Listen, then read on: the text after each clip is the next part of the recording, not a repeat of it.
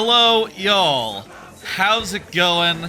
It is Tuesday, and that means it's time for another one of these streams I've been doing on Tuesdays the last month or so, which is to say, it's time for a random Rareware playthrough. Sort of a Rare Replay type thing, except that not all the games are on Rare Replay, so, you know, I can't exactly call it random Rare Replay now, can I?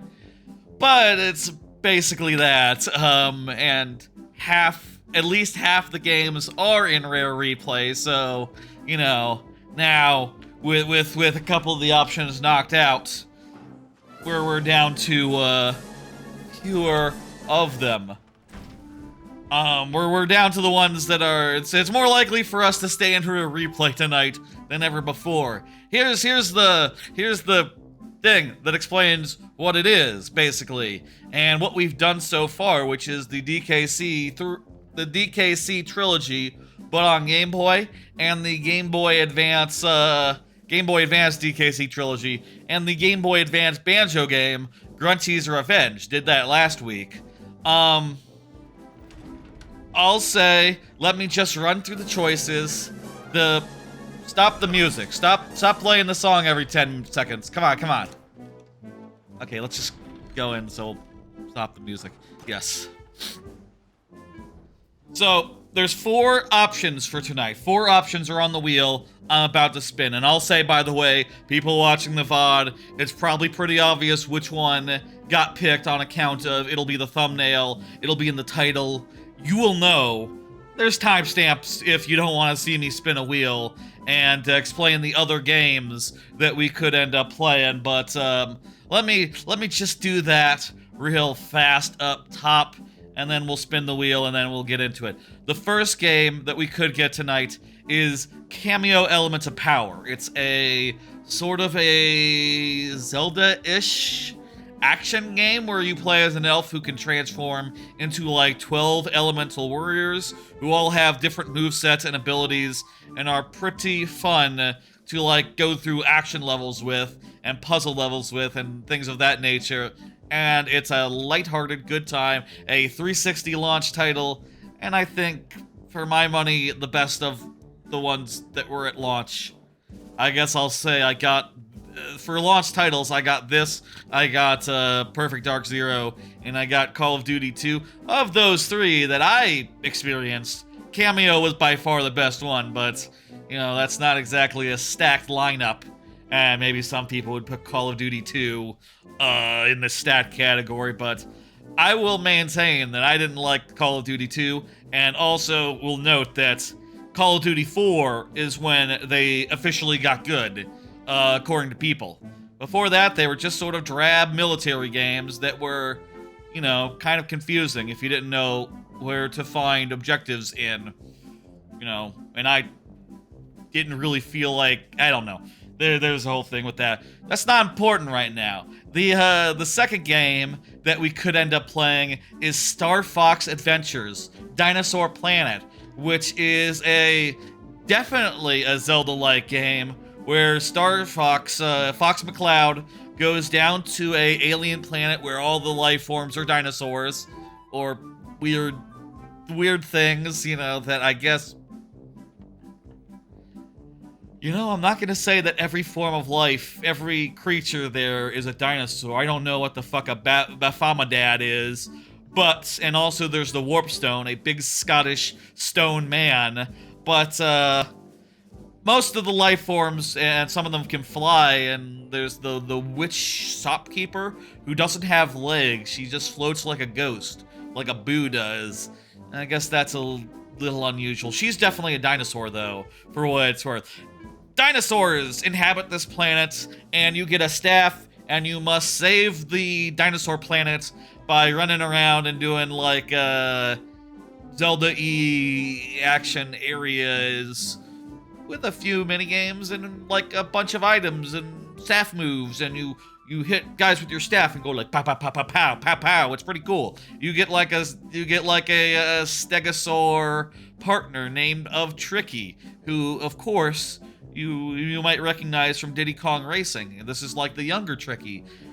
That's canon. Everyone knows it. That's the same character as in Diddy Kong Racing. Isn't that interesting? That game, pretty good. Haven't played it probably in like 10, 20 years, so looking forward to getting back into that. And, well, I think I might have popped it in like 5 years ago, but I didn't get very far. At least that's what the story, the save files tell on my thing. Very curious if that comes up. I'll looking forward to that. Let's see.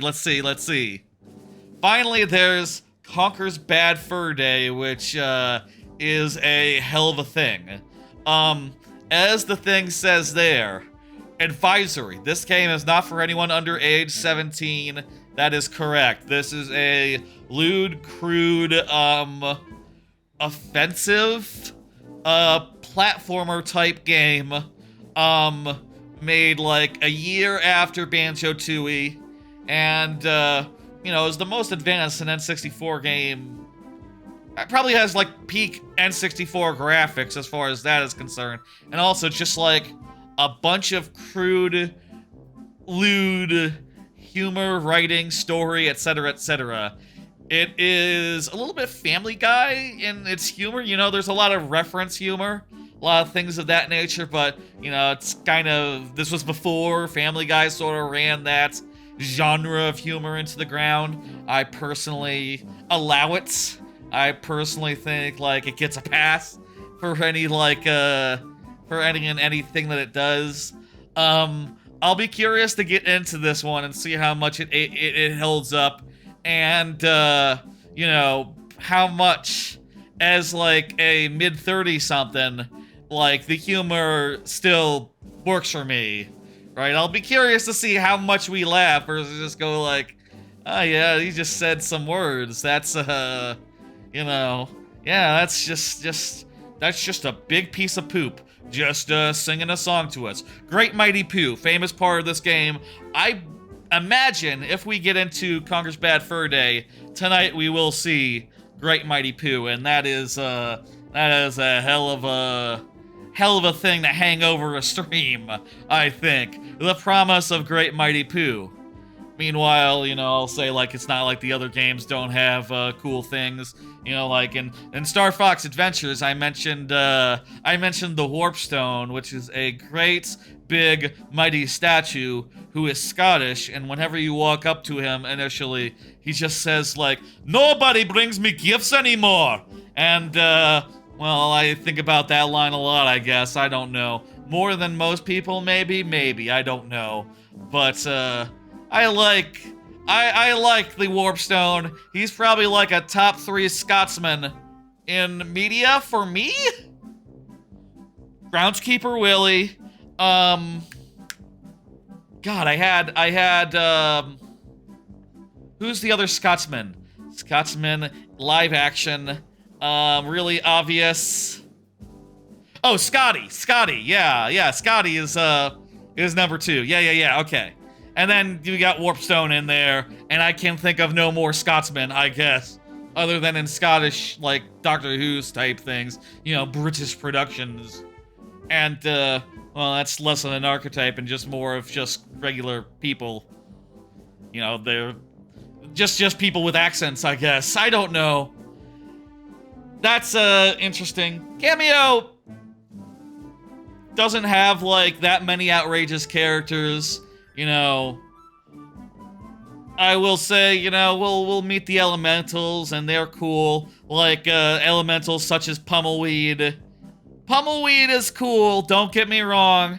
I don't want to underplay the promise of Pummelweed, but, you know, Pummelweed maybe ain't bringing the lines the same way that, like, the Warp Stone or Great Mighty Pooh are. Also worth noting, those are only 3 of the games that we have in play tonight. There is also the 4th game, which is a mystery. I'm not revealing it until it gets landed on. So, let's see what happens. We'll see. Are we ready? Are we ready to spin the wheel? Has there been enough setup? Do we understand the stakes? Have I bought enough time for live viewers to get in, should they want to see the wheel being spinned? maybe let's pull up the wheel. There we go. Okay, you can see there exactly what I said. There's the mystery game, Conker's Bad Fur Day, Kameo, Star Fox Adventures. Let's go ahead and spin it. I'm gonna take a drink of my water, and then we're gonna spin the wheel and see what we land on. And by the way, I'm wearing this very lovely Mario World themed shirt tonight. It's a good shirt.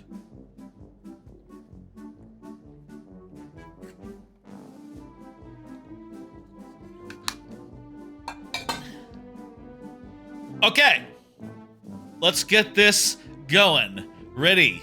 3, 2, 1, go.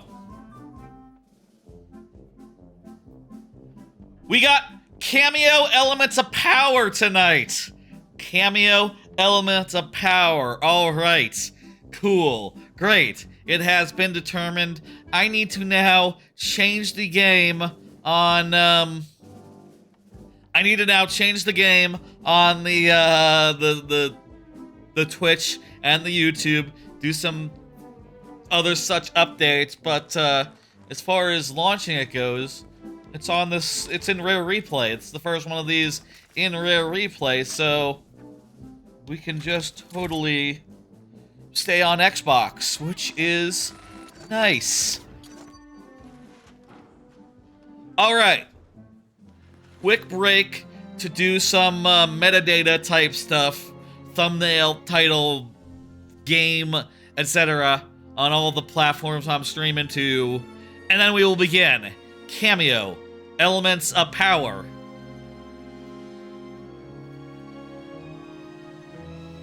Break time. Woo. Alright. Oh, let me, I got everything ready to go. Now just need to change the TV to be the game so I can see it without any latency and such. And let's go. I will need to adjust the audio. I'm not sure how loud Kameo is compared to my voice. Expect some adjustments to be made as we get into it.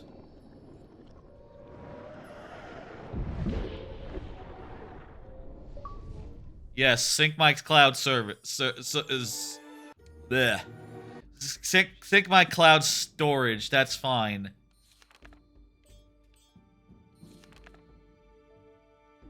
Look at this. The last time I played it, it was either 2015 or the release date of the Series X. Who remembers which one was later? It's probably Series X, right? Isn't that interesting? We're doing a new quest.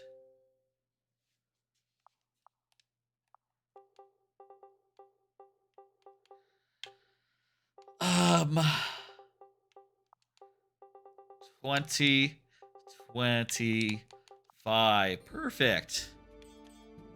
There we go. All right.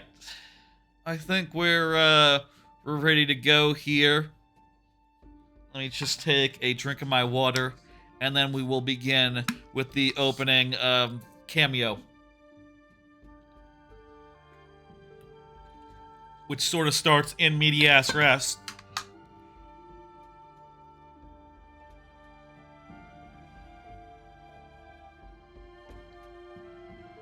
I'm gonna bust the sound up a little bit. We'll adapt as we get into the game. Okay, I think we're ready.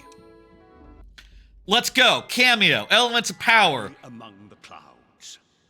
Prologue. Bestowed with a fabled transformation magic. But her sister's jealousy released a dark shadow from our pasts. Rekindling an ancient conflict between the trolls and the elves. So we're the elves, they're the trolls. Held prisoner, Kameo is their only hope.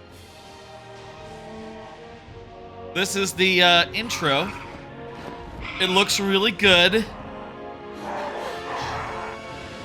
I'm playing this on the Series X, so, you know, this is as good as it can look. Oh, that looks really good. Your power lets you transform into elemental warriors, and their abilities will help you reach the top of the castle and find your family. Your Chilla form should make light work of this icy wall. Listen to the man. Yeah, I think that first video was like pre-rendered. And stuff kind of looks low def on these today's modern televisions, but you know, shit, this looks really good. Now that we're in the actual game part, and the Series X, I don't know, maybe has done a thing. I mean, I'm pretty sure I don't capture like HDR stuff, so I got that all turned up, so it's turned off, so you know, it's just, I don't know. It looks really nice though. Maybe it always looked really nice. I don't know. So yeah, this is Chilla, the first of the dudes. This whole game works on the triggers. Like, you can see here that I have functions on my, oh crap, I'm covering up one of the menu things. Let me move myself, let me find a nice place for myself to be. How's this? That's pretty decent. You can see I got controls for left trigger, controls for both at once, and controls for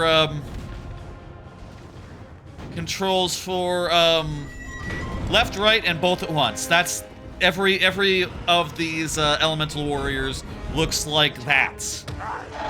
Also, guess what? It's time for Pummelweed, who I talked up a bit before the stream for no reason. Pummelweed is one of the three that you get during this like tutorial area. This is, you know, we will have to re-earn our elementals at some point. This tutorial is just like starting things off with a bang, you know, meaty ass rass. Just what you need to deal with these trolls. Pummelweed is your like brawler. You got like just punch, punch, punch, and also you can like go into the ground. Oh, also I forgot there's a bullet time mode. You do a combo good enough, and things will all slow down, and your Pummelweed can, you know, more expertly like weave around and duck and weave and do stuff. Ah, your major ruin form can help you get up ramps and slopes. Perfect for getting around this crumbling castle. That's correct. Yeah, Major Ruin is a mobility elemental. So you can see some of them are like good for combat. Some of them are good for traversal, like Chilla. Though also, Chilla has other things like he can pull out icicles. Oh my god, the aiming controls are inverted. Can you... Yeah, I need them to be the other way from how they are. This is gonna be one of those things where... Wait. Oh, wait, no, I must be very confused. No, up is up, down is down. Okay. I must have been expecting it to be the other way. I don't know.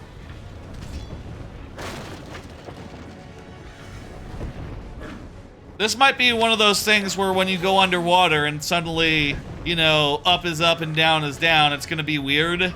You know, I might want to re-invert it then, because, also you can put guys onto your back. And if they don't die like that, you can use them as a club or throw them. Pretty cool. Chilla just sort of goes or Pummelweed just goes underground and punches dudes. Which, you know, to be clear, is cool and good, but also is pretty simple. And also, you use the 3 of your face buttons to transform freely. and you equip guys using a menu that only comes up after this tutorial ends. So, you know, don't worry about it for now, I guess. I am blocking some text here, so why don't I move up here? Why not? This might be a better place for me to be. Yes, let's go with this.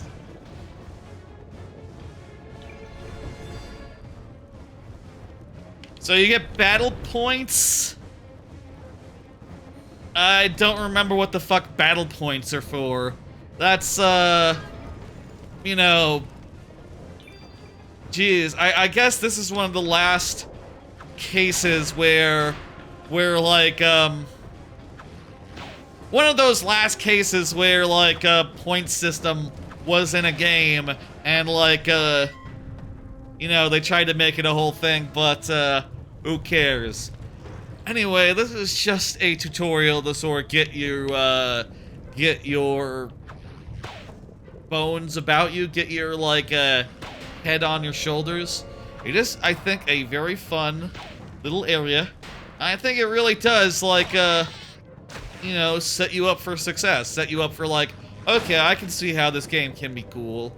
Right, I'm rolling up hills. I'm traversing this cool world.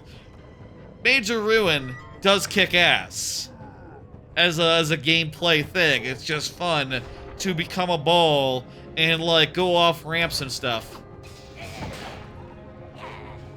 Meanwhile, let me show off another one of Pummelweed's tricks.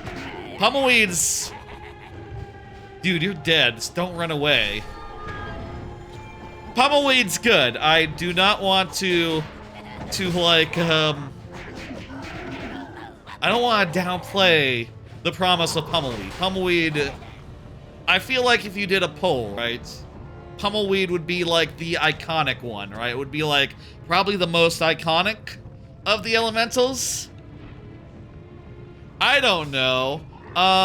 Personally, my favorite elemental is one that we probably won't see for at least, I would say, my favorite one is from the third area of the game.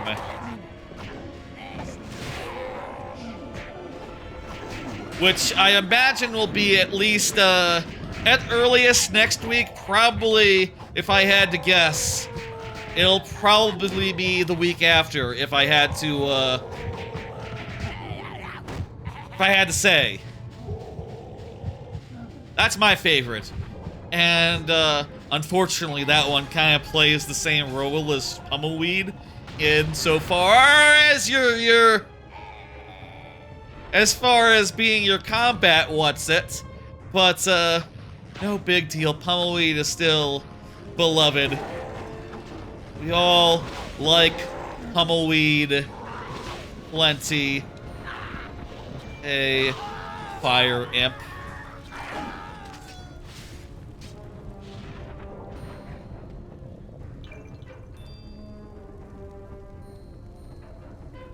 Don't fall for goodness sake, as the hint says.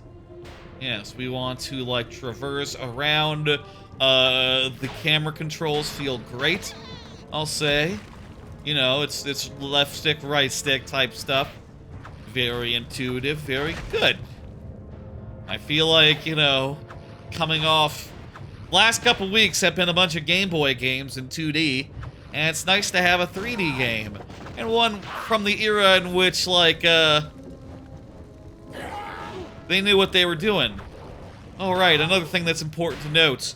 See up there? I have a meter. That meter controls, like, how often I can do stuff. Oh, and you don't want to use your plants against fire dudes. That's just common fucking sense. Right there.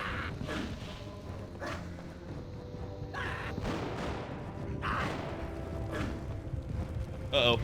Uh-oh. Uh-oh. I'm really low in health. That's not good. Don't burn me to death. Please don't burn me to death. I might be burning a little bit, but I'm rolling around. That should count for something. Well, if I fall off an edge, that's, you know, that's my own fault, isn't it? Oh, jeez. Oh, no, this is right where we left off. Perfect. Good checkpointing. I thought this was earlier for a second. There we go. I didn't need to kill that guy. I could have just left. But I got more points for killing him. Points that, far as I know, do nothing. Man, early 360 games, I'll say. This, I think, was one of the last console generations that was truly impressive, you know? When I first played this game, it was before HD televisions, you know? Or at the very least, before I had one in my living room area, you know? I was 16 at the time. Yeah, it was 2006, and it was, this game came out in 2005, but I got it when I got an Xbox 360, like, around the time of my birthday, like, in May of the following year. And I didn't have an HD TV, you know, not in our little, like, kids' living room area. There were 2 living rooms in my house growing up. One for us and one for the parents. We didn't have an HD TV, but still, I looked at this and went like, oh my god, there's so much detail in the world. Literally, more detail than a reasonable, like, television could display at the time. Like... Before you had HD television, which I'll say, you know, honestly, we might not have had HD television in our home at that point. Who remembers, like, when we got our first HD TV? Who remembers, like, when that came in?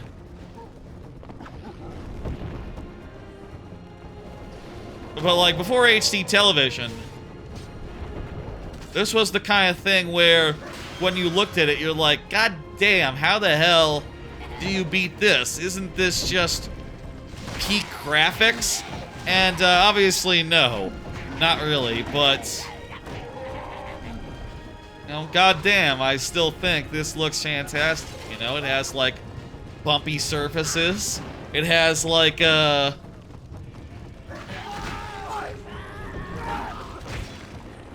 Okay, we can't just throw him and expect him to die. We'd have to throw him out a window to kill him that way. It has bumpy surfaces. It has,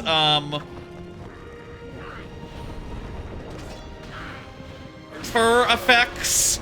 Things of that nature. It has, like, some real bloom type stuff. And all these characters who you can switch to on a moment's notice. You know, in a way, this is sort of like if you took... Well, obviously, it's not really like a 2D platformer or nothing. But, like, if you took, like, the transformations of a Banjo game and had instant access to them, like, my god, that's like a dream. You know, you can also make comparisons to, like, your like, Majora's Mask, where it's like, okay, well... You have, like, 3 different forms, which are all very different. And, you know, you can equip 3 of them at once and just constantly be swapping. Now, if I had to say, like, you know, the Goron probably has a little bit more to it than, like, any of these forms, maybe? I don't know if that's true, actually. The Goron... Zora, they all kind of have just like a basic attack, a couple context-sensitive things like rolling up or doing like flower stuff, and like, you know, Pummelweed here can go into flowers and stuff too, like a Deku Scrub, or at least can do those baskets you saw earlier. Pummelweed can do those. You know, it's, there's some comparable stuff here to, like, what you would see. It's comparable. I'll say that. It's comparable. And there's upgrades you get as well throughout the game that you can invest in. And get more abilities and more stuff to work with.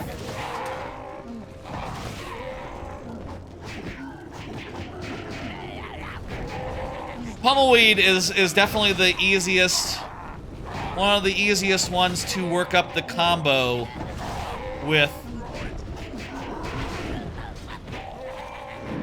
And get into slow-mo, which is very cool.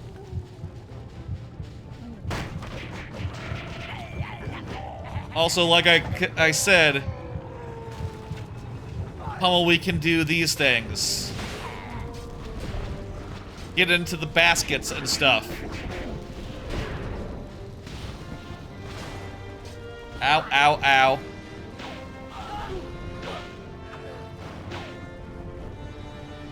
These fire guys are very difficult to deal with our current arrangements, our current roster. Whenever I'm left stick aiming, it feels weird to have up be up. Up being up makes sense on the right stick, but on the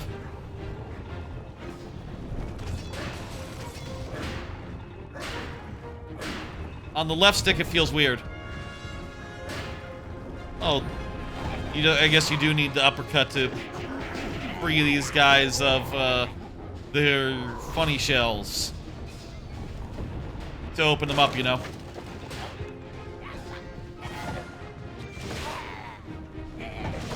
Hey, Rock Party.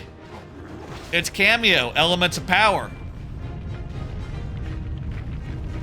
I like this soundtrack. It was written by, I believe, Steve Burke, who I don't know if Steve Burke did any other Rare soundtracks in his day, but it's a good soundtrack. It's like, what's the word? Like cinematic, grand. It kind of feels like a big fantasy movie, like a Lord of the Rings type thing, maybe. I don't know.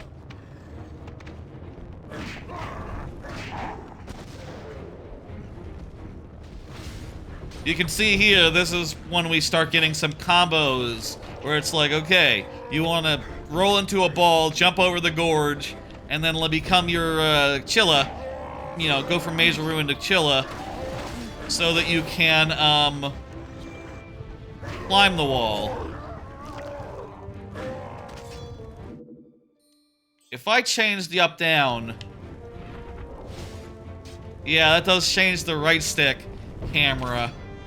I do think for left stick, is it a hot take to say that if ever you do aiming through the left stick, it should be inverted, but the right stick non-inverted? I don't know. That's how I feel, just feels right to me. I guess just because games stopped having stuff on the stopped having things on the left stick for aiming type stuff. You know, it's definitely something that's only found in older type games. What the hell? I'm hitting left right now.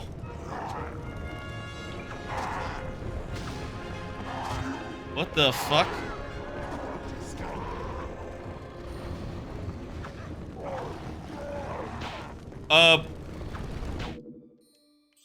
Oh, what the hell? I accidentally inverted my left-right camera controls, which also inverts aiming for Major Ruin. That's a really weird way for that setting to work. Whatever.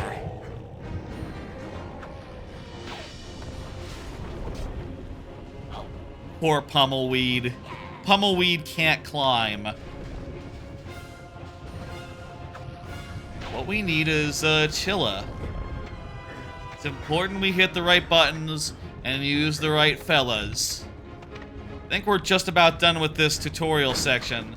So, isn't that nice? I'll say I do have a couple of cards tonight that I'll pull out and have, you know, they'll have things on them that I want to discuss. Let's just take our time and sort of just go with the flow. There's a boss right here. We gotta go beat this boss. And you know who is perfect for this job? That's right, it's Pummelweed.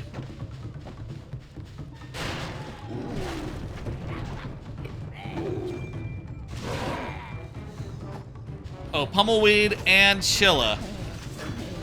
Oh, you can use the right stick as well. Huh. I never knew that you could aim using the right stick in this game. Jeez. You know, fuck me. It's just, this was the first... I mean, that's not true. The GameCube had a right stick. But around the time of the 360, I was not used to aiming with the right stick, you know? The GameCube didn't really have twin-stick shooters in that way.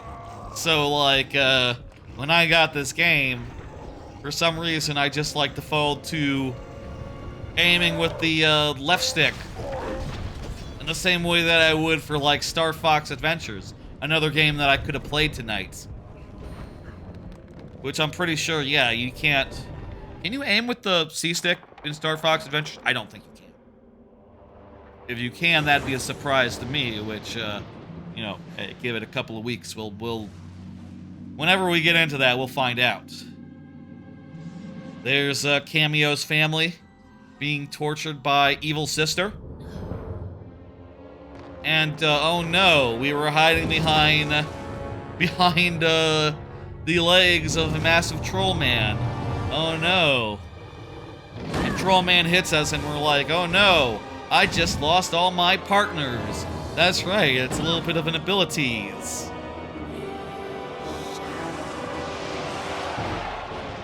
How's the volume, by the way? Is the volume good?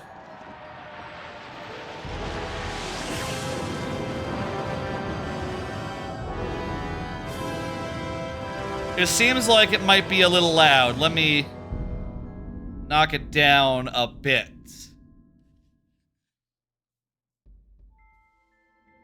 I hope it was fine for that whole opening bit. Rock Party says it's fine. Cool, okay. Maybe cutscenes were just louder. Finally awake, are we? Yeah, let's I'll put it up just a bit. Your battered and broken body was found by the castle servants and brought to my hut. How's that? It took all my power and skills to bring you back from the brink of death. You know, cutscenes and stuff might be just be louder. I'm not a child, and yes, I That's know the who Mystic. you are. The Mystic, one of my mother's royal advisors. And one of the only characters in this game who is like, Would you worth like to explain why noting. you stormed an enemy castle without the whatnot? Because I didn't have time to sit around and wait for some old book to be repaired. Huh. You were warned. If you ventured too far from the whatnot, your power over the elemental warriors would be weakened. But did you listen? What would you have done if your family was kidnapped by a horde of trolls? a I had question to for try and all of us here. And yet all you succeeded in doing was to lose every elemental warrior your mother passed on to you.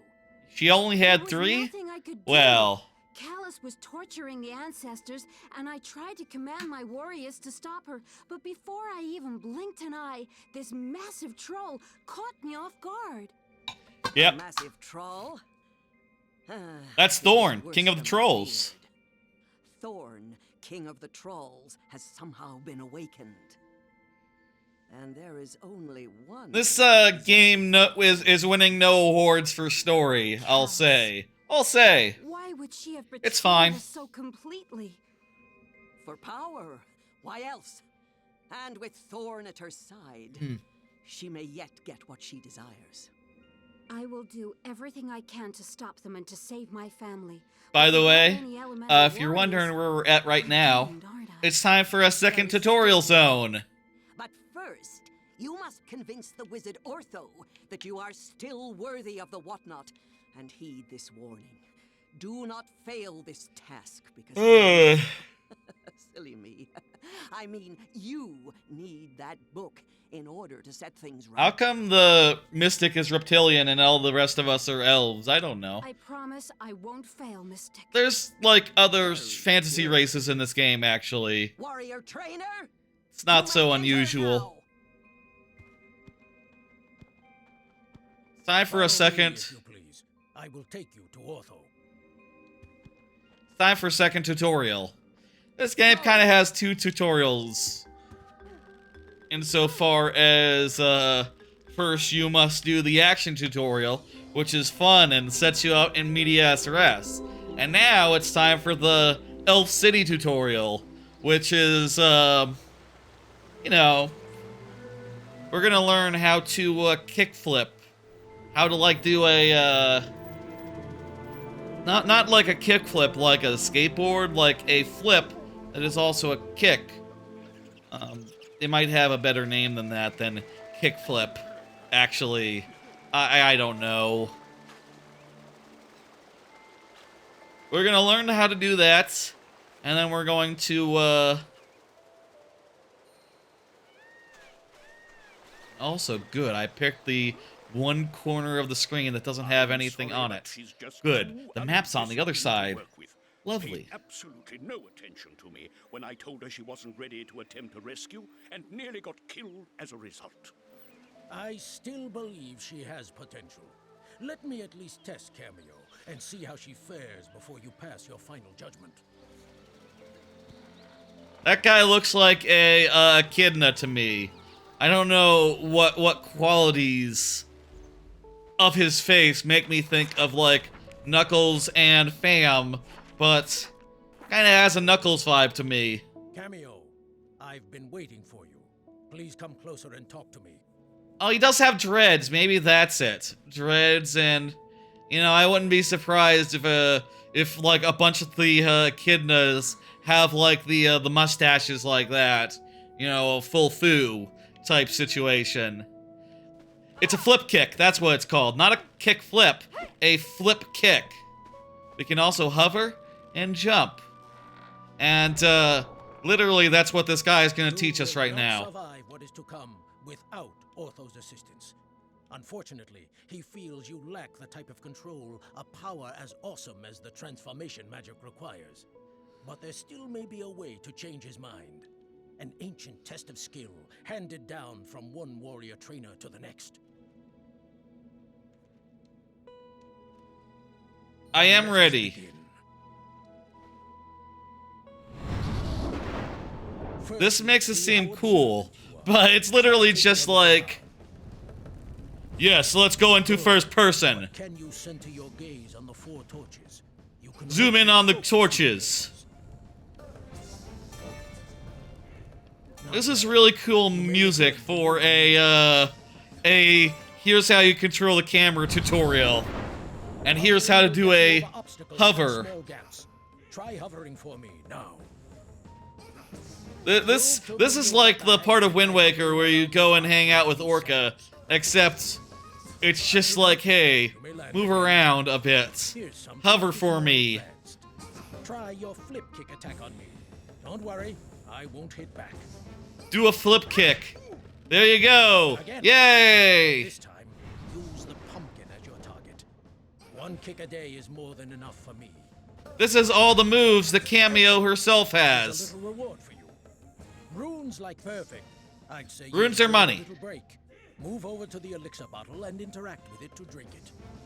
Kameo herself, we're not going to use her that much. She's like a character of last resort. Honestly. You always want to be transformed. You'll notice that your health bar increases with each elixir you drink. Moving on. Enough. You've made your point, old friend. Yes, I do believe she'll be adequate. She can definitely hover, jump. Oh, we didn't teach jumping.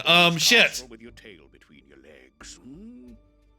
I must admit that She can hover, she can jump, she can look around. What more do you need in a main character? Must be worthy of holding this, the Whatnot book. Long ago, it served as a vessel for the elemental warriors of legend. That's right. This is your main menu. It's one of 2 artifacts. How you equip your different warriors. The Whatnot will also keep a record of your journey. You can read it as we travel by pressing this button. Pressing this button Start and back. away, and you can flip the pages with these. Left and right, or RT and LT. Inside the book for the time being. It It's obvious that you won't be able to rescue your family without my advice. If you get stuck, turn the pages until the book is closed, and then press this button to talk with me. This game was only on the Xbox 360 and never on PC, far as I know, so they could have just said the literal button labels. Maybe, can you remap them or something? Press the A button to read about the warriors at your command. You can see here, by the way, we'll get 2 air, 2 plants, 2 water, 2 fire, and 2 ice. That's the, those are the 10 that we will get. It's 10, not 12. Okay. I thought it was 12, but that's maybe just because it sounds like a nice round number, doesn't it? Fruit will enhance your warrior's abilities. There's also 100 elemental fruit to find, just like everywhere. And also we can do things like, okay. Yep. I can turn off the control display. I kind of like the control display. I kind of like how it tells you always like what your moves are. I like that. And also it'll be handy for you just to know like how I'm playing this game.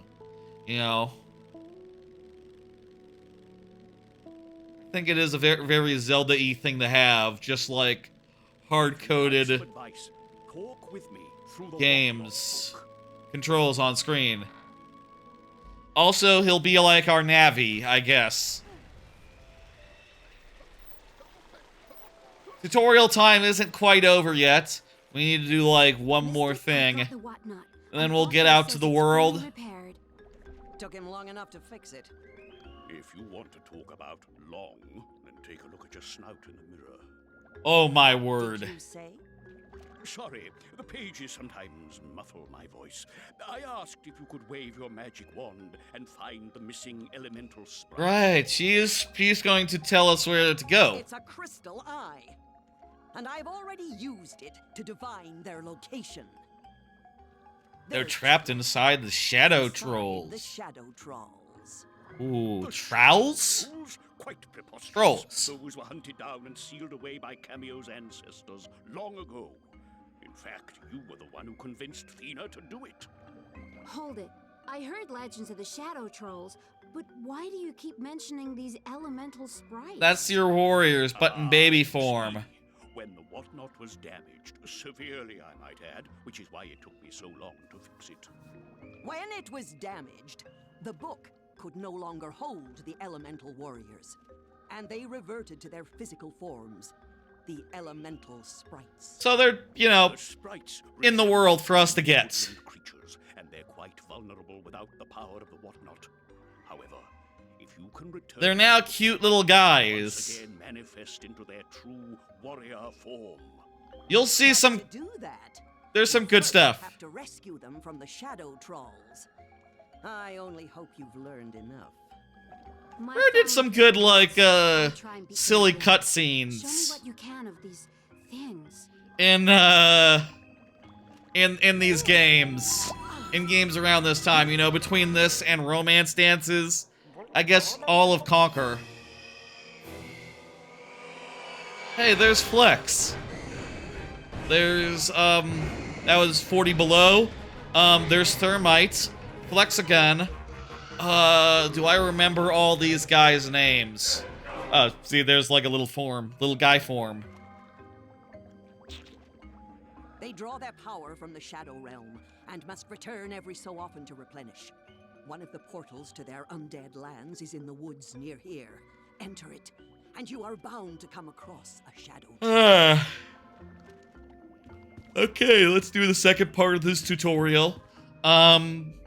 A shadow trowel fight.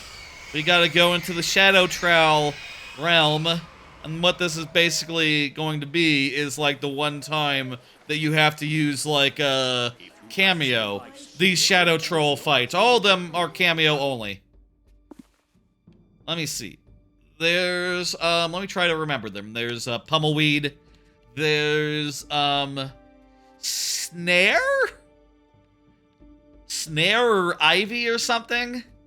There's What the hell is the fish called? Pump.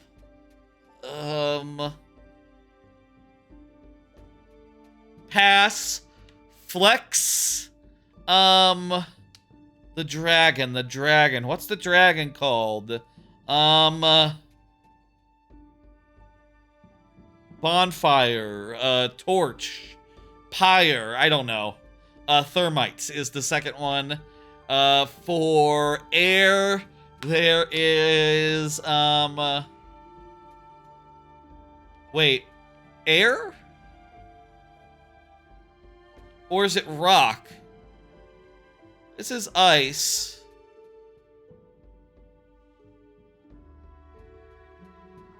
Maybe it's stone. Maybe it's stone, these two. And one of them is rubble, and the other one is major ruin. And for ice, we got Chilla and 40 below. 1, 2, 3. Got thermites.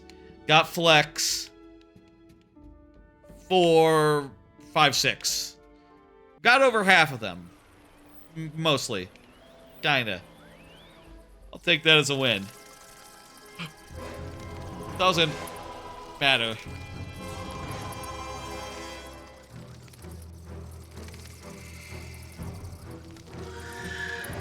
They also see in, like, inverted colors.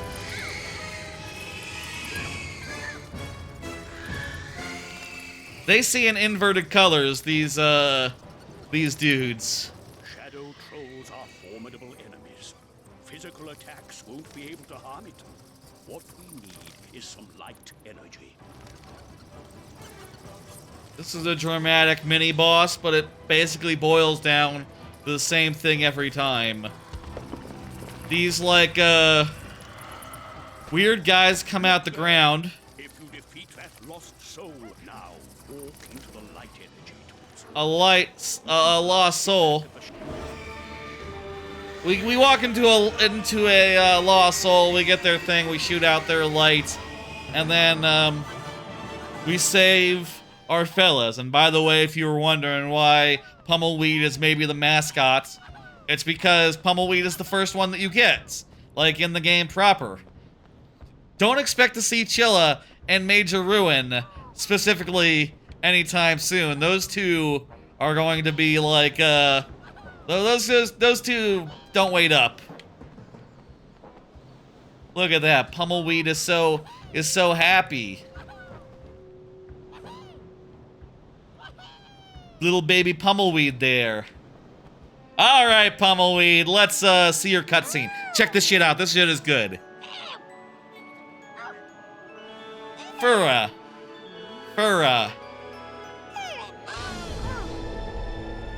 Pre-rendered cutscene, but a good one. Look at this shit. Oh, this one's okay. I don't want to oversell Pummelweeds.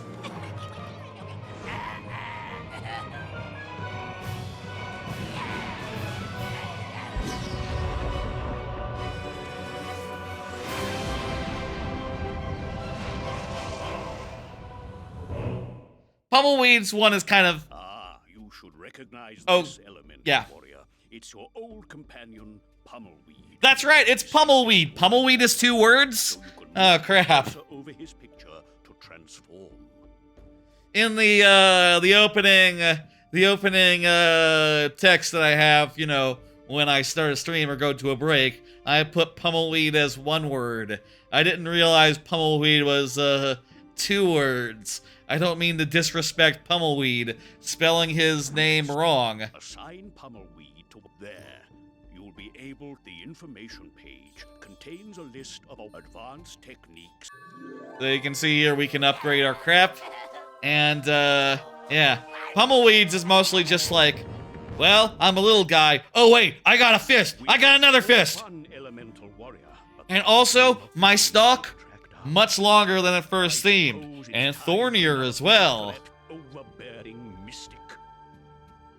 There are more dramatic transformations, which, I hope we'll see some of tonight. It's like 9 o'clock. We've been going for about an hour. Feel like we'll definitely get through the first area at this rate. And maybe even pop into the second area. And the way this game is sort of structured, right, is that you'll go to one area, you'll do like some stuff there, get like a new guy or two, whatever, and then you'll go to like a big action set piece, dungeon finale type thing, and then you'll beat it and save a family member. And there's 3 of those and then a final area. And also there's some stuff in between where it'll be like, oh, you know, go back to Hyrule Field and do some stuff. But, you know, that's kind of just, relatively minor. You know, we can also run around and explore, do side stuff. I'll say, I kind of... I'll say, like, with these playthroughs, I do just kind of like to critical path them to a certain degree. Slay the beast? Yes, Like you, Mystic, it wasn't pretty, but we did it, yeah. I did what was necessary. I did what was necessary. Now, just give me a moment, and I'll locate the next shadow troll. Kameo's voice is okay. Wait, have you learned anything new regarding Thena or Was this... I wonder if this was before professional voice actors still. Like, I bet it was kind of borderline, you know? Like, Star Fox Adventures and earlier, probably just, you know, Conquer, another great example of that. find out how they Just a case of like, okay, the developers just got into the booth and did the voices. And, you know, in the case of Conquer, they did a damn good job considering, like, yeah, you know, that's just like the head programmer. That's just the head, you know, the voice of Conquer is just literally the boss man who ran the project, Chris Sevor. And all the other characters are just like, you know, various programmers and other sort of things baited into the recording studio. You know, cajoled, in other words. It's Hallis. He's being taken This to a temple might be hidden in the professional deep voice darkness of the actors, Forgotten Forest. though. Let me see. The lair Who of voices the Forgotten Kameo? is so horribly powerful, it can suck out a being's very soul. Now, I assume you'll want to try and save him. Reaching the Forgotten Forest will be a dangerous journey, and one that only you can make. But I will take you as far as the Badlands. Let's see now. Lead the way, noble trainer. I'm looking at, let me show. Phone. There we go. Yep, looks like, Emma Tate, Sarah Minell, Nicola McKenzie. These don't look like, the people at Rare. These look like voice actors. Oh, Chris Sutherland is there.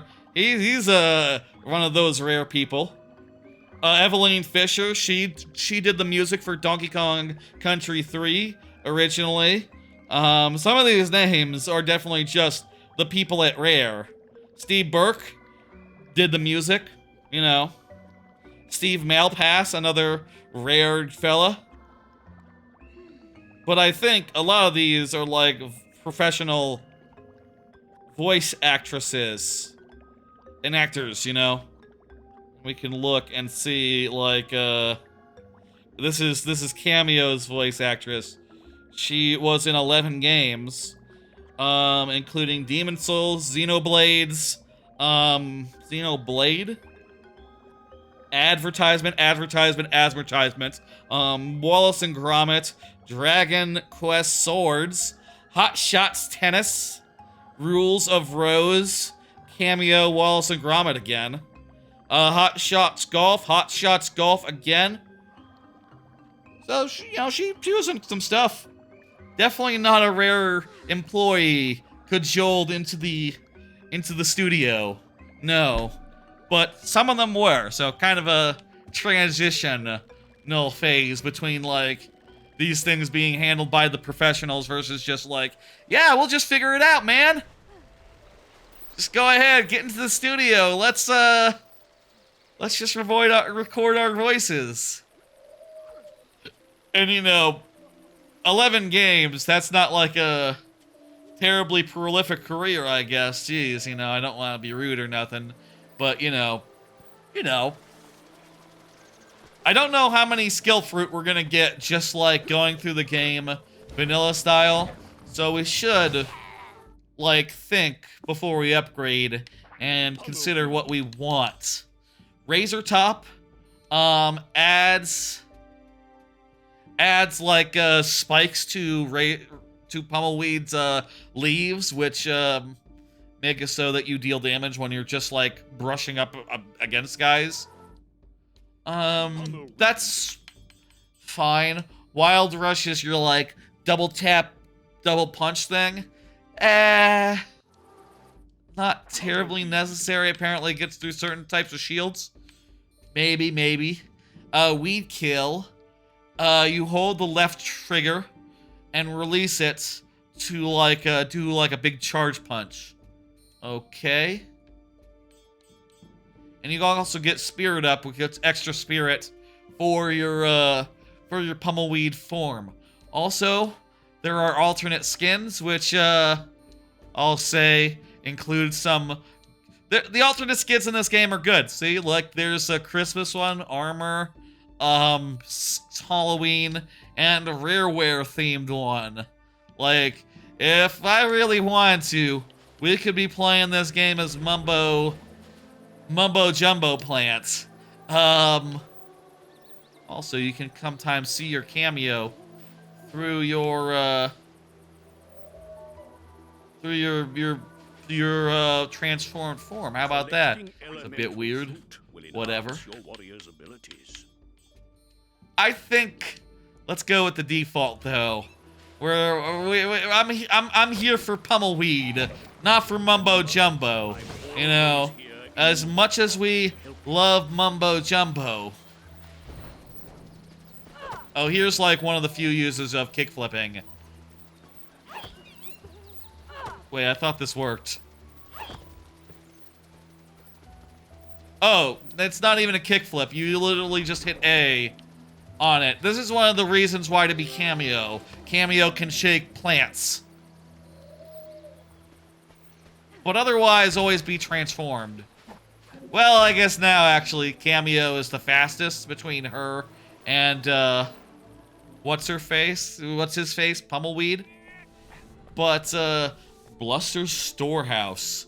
Okay.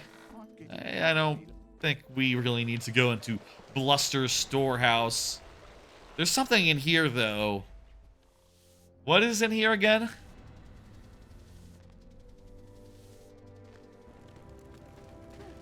I'm tired. The Chamber of Living Portraits. I feel like this is some sort of like... I'm tired. I feel like you might be able to... Some of the Who writing keeps- has faded. keeps Welcome talking? to the Chamber of Living Chamber of Living Portraits, it's fine. I feel like... there's a hologram of Pummelweed. Oh hey, it gives you some lore about like, what Pummelweed's deal is. Keeps the harvest bountiful and helps the fruit of the land ripen. I'm tired. We could walk around and maybe get some lore on all 10 of them. How about, let's do that, why not? This is Thermite, whose elemental power brings warmth to the heart of the planet and protects life itself. Thermite is the last one that we get. Deep Blue, that's right. Whose abilities keep rivers and oceans pure and free of disease.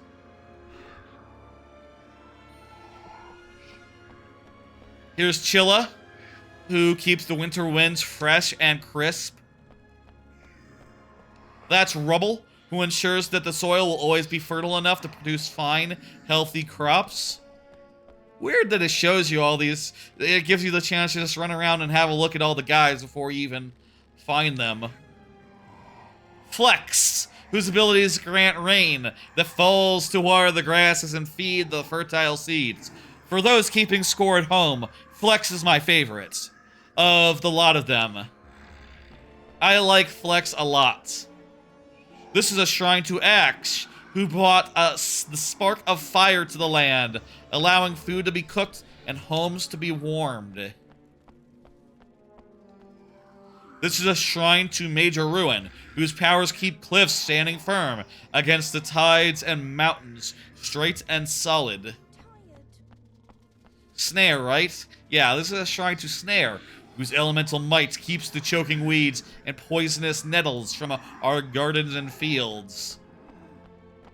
And finally, 40 Below, whose power holds the ice at bay in the spring and ensures a cleansing winter. I think 40 Below has one of the best skins in the game. 40 Below is pretty late, though. Don't expect to see... This magic. Don't expect to see 40 Below for a bit. Oh, I guess you can use your points to unlock, like, some alternate skins and,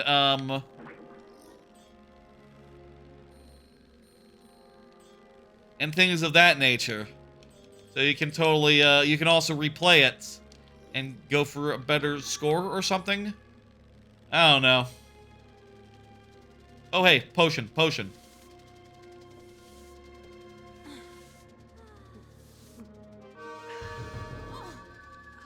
I think it's quite likely we won't set foot in here again. But, you know, we'll see. I'm pretty sure this place isn't, like, super duper required, but whatever. We've now gotten through the second tutorial, and it's, time now, and also the Hall of Mirrors or whatever. Badlands, an untamed wilderness where neither elf nor troll reign supreme. Be forewarned, it is a harsh and unforgiving land. So That's right, listen to the man. Follow me through the warp. See you on the other side. This is the Badlands. It's like Hyrule Field. This is your Hyrule Field. Check this shit out, though. It's pretty cool. This is the kind of thing that, you know, you could do on the Xbox 360. And the kind of thing that, like, Twilight Princess probably wished it was able to do, honestly. Not to say that this is super impressive by modern standards, just like, you know, this is one of the things that, when you played this game, you were like, holy shit, look at this. What's your business? Not this. This is just a guy. I'm looking for the Forgotten Forest. Who wants to know? The forest? It's not far. I'd take you. But trolls are making a real mess trying to destroy the elemental shrines. Yeah, we gotta do some Hyrule Field business before we can go to the forest. Wait, the shrines? Those are what maintain the shield around the Enchanted Kingdom. No shit. We can't let them be destroyed. So I'm told. But 2 have already been demolished. If we lose any more, you'll be getting some uninvited guests. Just great. Give it a second. We'll get to the cool bit. But it sounds like you need my help. We'll be fine. Take one of my horses. It'll be safer. Expect to Oh, do we not have to defend the shrine right now? Look, here's the thing that I was talking about. Look here, look here.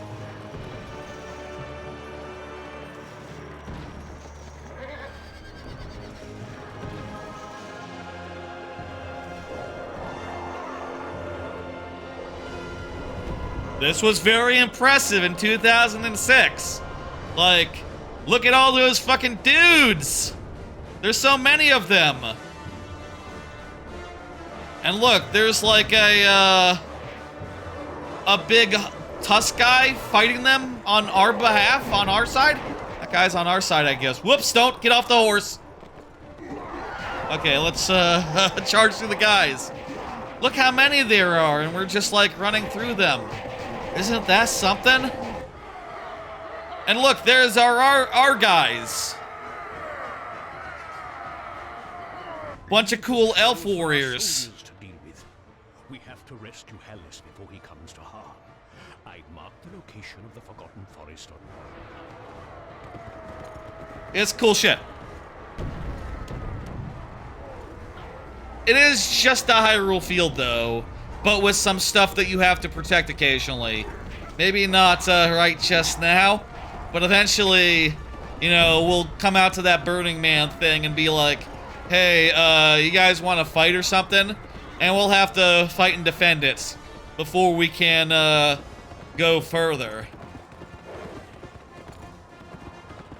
And like any Hyrule field, before you know it, we're already out of town.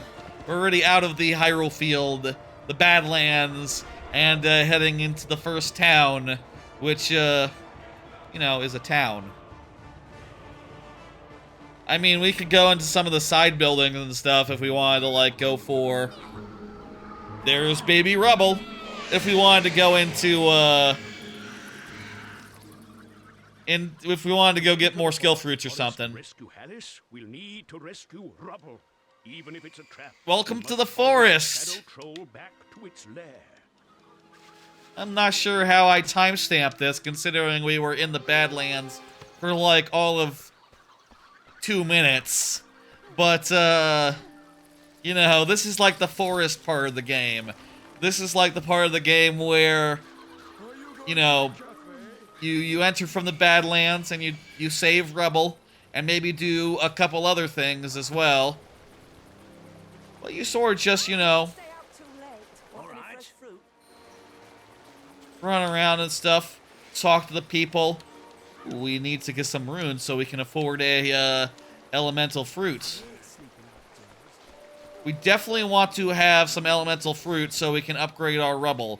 There are some upgrades to Rubble that I would describe as less than optional. I have some information for you. Check In fact, you know, Pummelweed is sort of unique insofar as, like, Pummelweed is basically complete just by default, you know. All Pummelweed needs to do is punch and uppercuts, basically, and be able to do the thing where he gets into a basket, right? But some of these other characters, like, you know, let's say Major Ruin, for example. In the tutorial, Major Ruin had some pretty cool abilities. Well, Major Ruin has to unlock the spikes on Major Ruin to do damage if you want to do damage as Major Ruin. What do you want? What do you want? I'm trying to get this bowl. Get the boulder out of the way? Well, if I had the ability... I can't do nothing about that yet.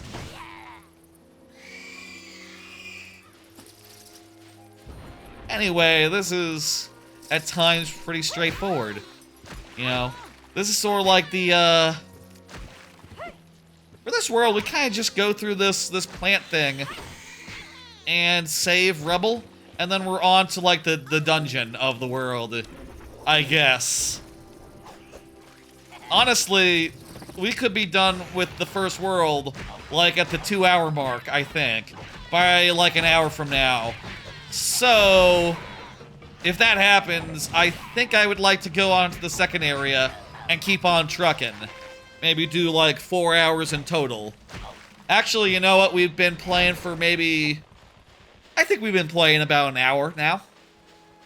Yeah, let's try to go for, like, 4. Or at the very least, like, 2 worlds at most. At least.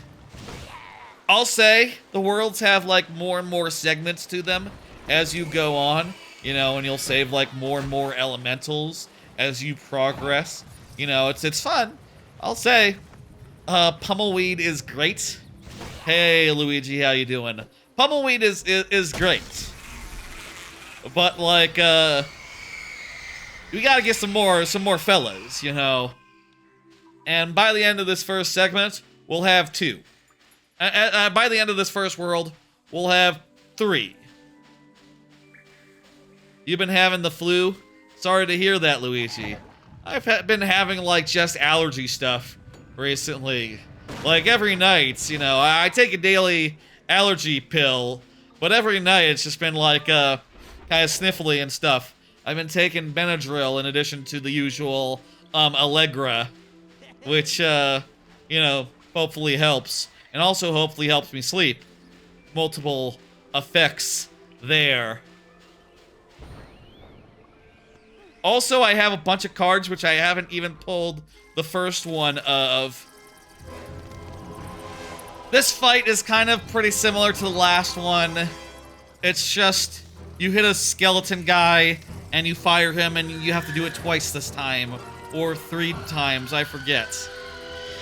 You guys gonna go, ooh, boogie boogie. Is that a dragon? No, that's a shadow troll. And yeah, you literally can't use your transformations in the these fights, so it's pretty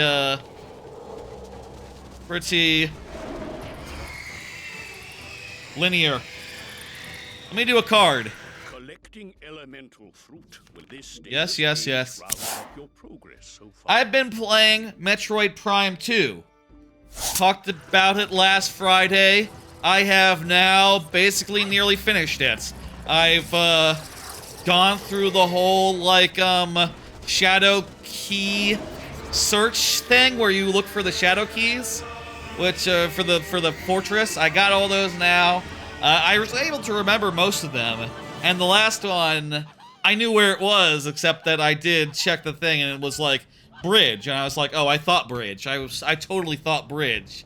So that's nice. That's, you know, I didn't have to do the thing I did in Metroid Prime, which is just like, okay, what room in this one has it? What room in this one has it? I really like in that game too how there's the like lore keepers where every time you go to the light version, you'll find the corpse of Illuminoth who is trying to get the key, and you know, gives you a clue as to where to look, which is cool. And there's also clues of where to look elsewhere as well, basically telling you like, oh, over a great bridge. It's very cool. I like that part lots. I did now Torvis Bog and Sanctuary Fortress, two very excellent parts of that game. I'm kind of sad to be at the end and be on the verge of finishing, but I'll have to finish that up. Thank you for the compliments on the YouTube shorts, Luigi. This is one of the better ones. This is going to be a better absorption cutscene. Check this one out. Furra. Furra. They all say Furra. I don't know why.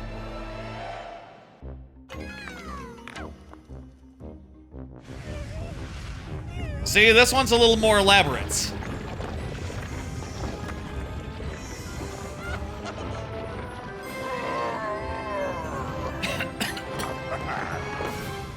And that's Rubble.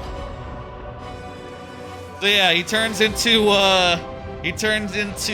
Rubble, and then he sort of like becomes all rough and craggy and stuff. Also, we need to get some. Looks as though we've woken some mosquitoes. If you'd like to train with Rubble, try slinging some rocks at their nests. When you're ready, leave the cavern and return to the forest. Second transformation we're getting here. So Rubble, you can see by default he has some weird holes in him. That's because there's one of these upgrades that's basically not basically required, which is that you definitely want to get the Razor Stone, which adds spikes to him. Kind of looks weird without them. Additionally, you can see, like, just by default, he doesn't. Oh, actually, he does have a R+L. He can blast, send all his rocks in like various directions. He can lob them forward, and he can lob them upwards. And we're going to want to destroy all these beehives because that's going to give us a fruit. And First it was the shadow troll, and now these nasty-looking mosquitoes have woken up. Please use that new That's right. warrior of yours and help me. Yep. We will do that. It's cool. Definitely want to be taking advantage of these types of objectives whenever possible. Basically, if you don't know this game, this is Kameo. We play as a transforming warrior who can assume like a bunch of different forms. Like here's a Rubble. We also have Pummelweed, who is a boxing fly trap. Pummelweed is cool. We all love Pummelweed. Pummelweed is iconic.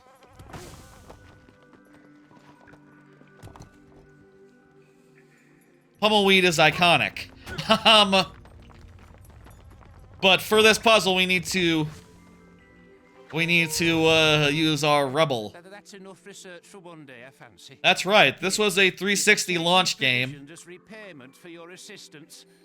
This was a 360 launch game, and at the time, you know, it was definitely one of the most clean games that I had ever seen.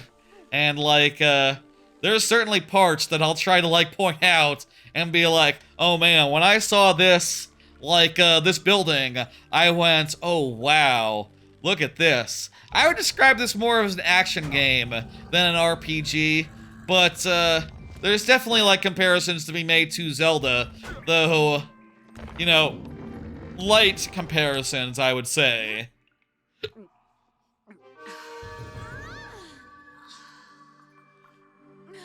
I love Metroid Prime 2. We'll finish that out sometime this week, and maybe probably also, like, start going on Metroid Prime 3 after that. It's been fun to replay the Prime series casually, and I'll say I would love to do the randomizers again on stream at some point. Hell, I don't think I've ever done Metroid Prime randomizer, specifically, only 2 and 3 on stream, so, like, could do those potentially in the coming time. Sort of struggling to think like how to describe like probably not, maybe not the next few weeks, maybe though, but definitely like you know, next few months, next year or so. I'm not making any guarantees when I'll find time for you know, whole randomizers that might take 10 hours, you know? That's, always a thing to, consider. Schedule carefully, you know? I like those little turkeys. I've always found them to be somewhat charming. This whole forest has sort of a nice autumnal vibe to it as well, which is, sweet. Also, the people here are plants. Other than our elves, you know, who are, you know, just elves. Just elves. Can we do anything before we head into the dungeon? Like, do we have enough money now? No, we still only have... You there. Yes, you! Do something to get these beasts out of my home. Ah, good. Another chance for a,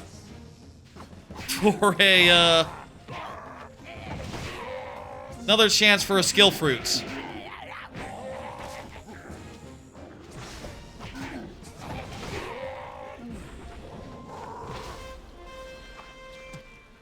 I really like how easy it is to find these side quest things. It gets really fast to just go into a house, find a person who's like, hey, beat up these guys for me. There's your skill fruit. Thank you very much. You know, it's not complicated. It's not a whole ordeal. And look, now we have enough to be able to afford a skill fruit or some other items as well, so... Bonus.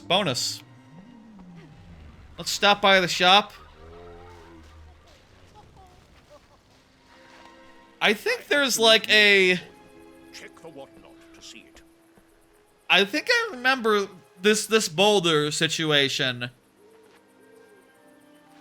There's not levels in this, though you do collect these skill fruits and you use them to upgrade your guys. In particular, let's, I can either increase the rate at which the gravel blast comes up, or I can add a different ability, which is the storm stone, which allows you to concentrate the gravel blast in a single direction.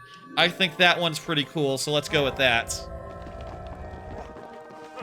You just collect them so you can invest them in your posse. In fact, I could buy the rapid charge as well. That's fine. I should probably save some for like, you know, I should probably be like a little bit choosy. But on the other hand, look at that. That's just cool. I think that was worth some skill fruits. Let's see that again. Do it to the left this time. Ooh. One more time. To the right, to the right. Yeah. Yeah, that's good. That's good. Now do it back at us. Yeah, that's just fucking cool. And of course, you can always just blast it in all directions. That's how it is by default. It's a cool upgrade, though. And you can aim as you fire. It's great. That's just cool. Worth it. Worth it. Worth it. I hope it's worth it. Let's buy another one of them real fast. Just so we're, you know, because we can.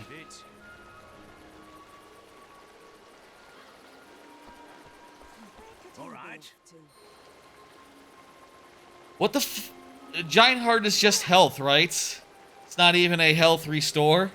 Interesting that they let you buy that. Ooh, we should probably get some money upgrades if, like, you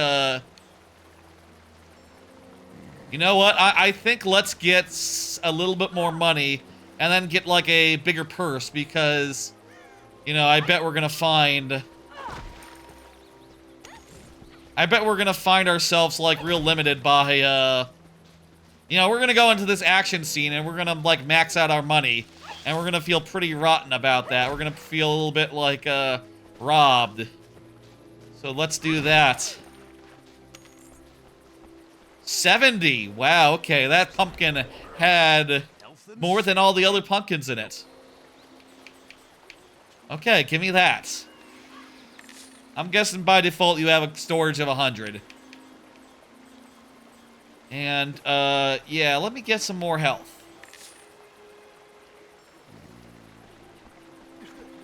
That's good.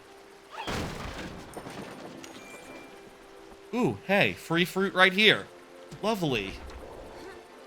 How about another card? We'll do 2 quick cards. We'll do 2 quick cards here.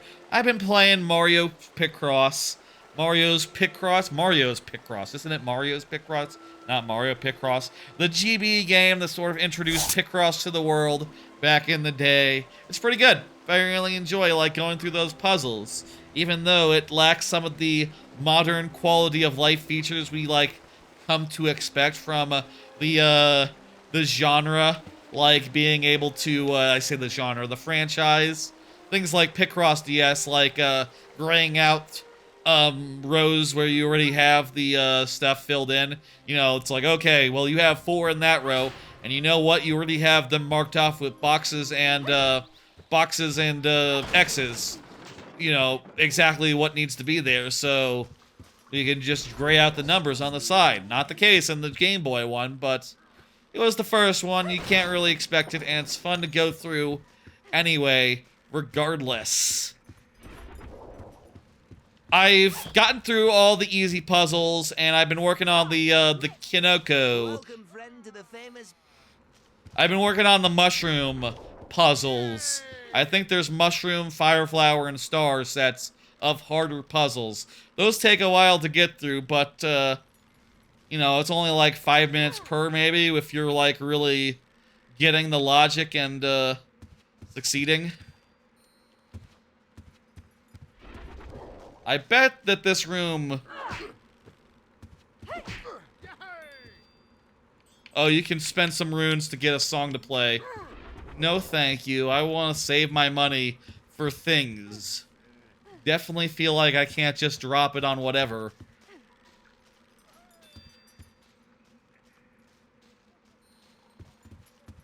Oh. Oh, everyone but me is getting served here. Well, that's a shame. Maybe we should smash these pumpkins as pummelweed. Maybe that'd be easier than doing it as a Kameo with her flip trick.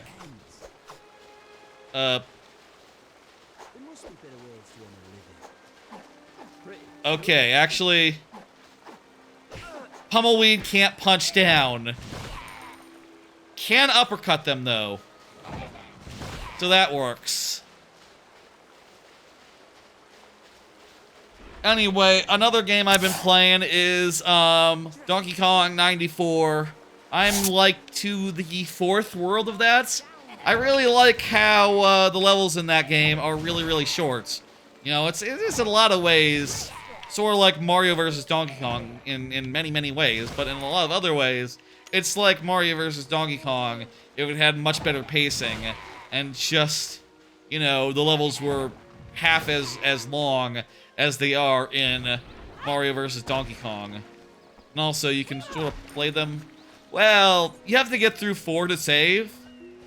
So actually, you know, if you consider it that way, it's actually like a little more strenuous than Mario vs. Donkey Kong, where you have to go through 2 levels per level. You know, actually, truth be told, right? But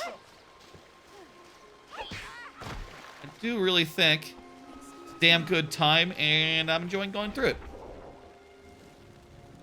I think that's all for, like, games I've been playing. I mentioned on the Friday stream that I've been meaning to get back to Avowed. I still have not gotten back to Avowed. I don't know. We just locked an action stage. And this is the big action stage for this, this first world. And we're like an hour and a half in. I'm just gonna say, we're probably going to consider the second level here. After we beat this bit.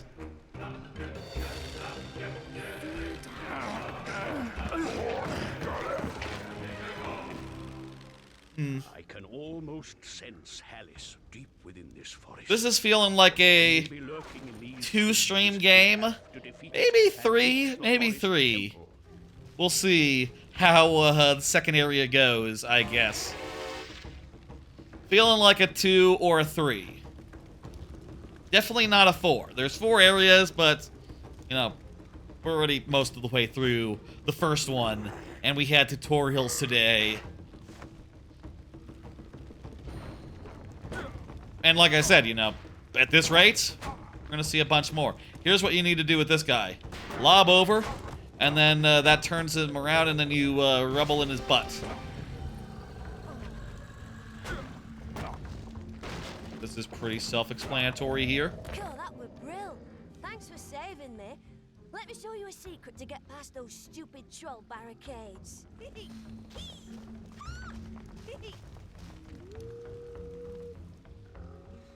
So you save the kids in this one, and then you get these buckets, which, as has been thoroughly tutorialized multiple times throughout this adventure so far. Should we have grinded up coins to get the bigger wallets? Seems like we already have 100. That's half of our capacity. Should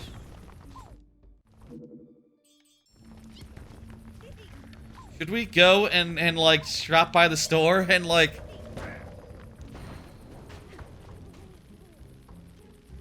You know what? Let me just pop by the store real fast. I just want to pop by the store real fast and drop some money. Okay? Just so that we're not like wasting money here. I am totally headed in the wrong direction.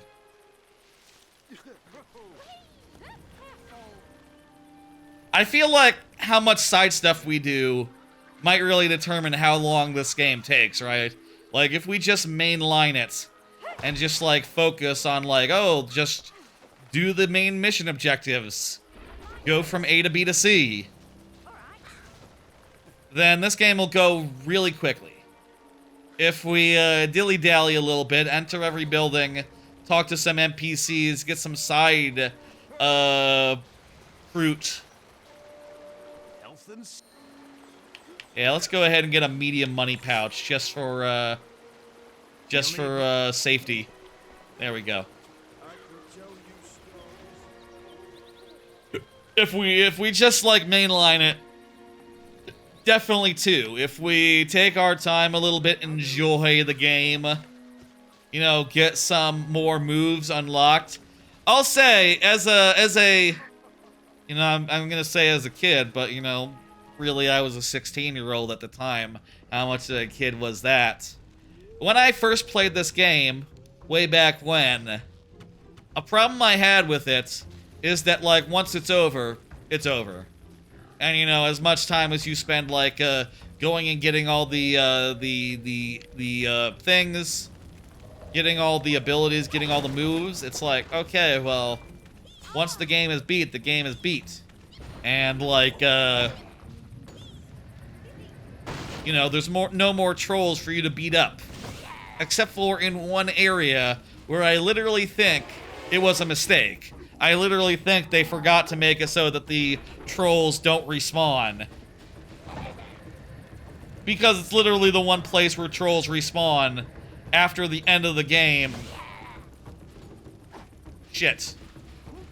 I'm out of, okay, good. It's literally the one place in the entire game where the trolls respawn, rather than just being, extinct. Or being, like, side quest dependent, let's say.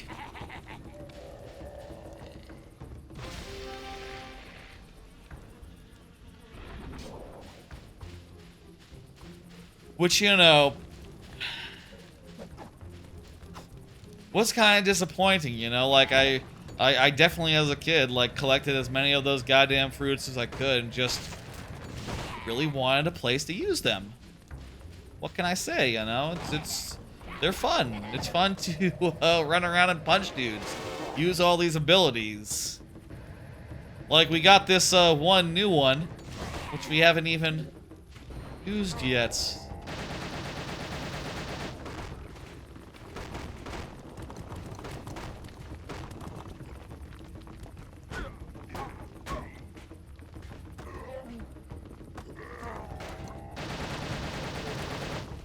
Seems like the rebel ability is pretty loud, isn't it?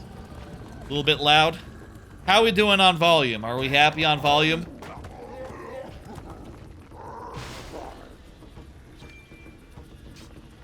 Last I heard it was fine, so you know, I feel like we can just proceed. I'll say I do have the capability of editing the volume if I really need to post after the fact. Rock Party says good. Okay, good. I do have the ability to fix it later, for what it's worth. But I've never done that yet. So, it's just a theoretical thing right now. That is to say, it's all, you know, it's not being mixed together. I have sound channels set up, which I probably should have done for, like, years now, but, you know, it was only a very recent development that I set that up.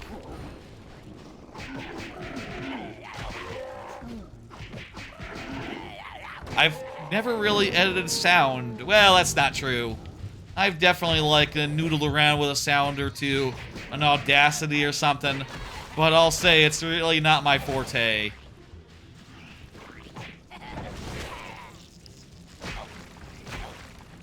Really not my forte. Sound editing, things of that nature.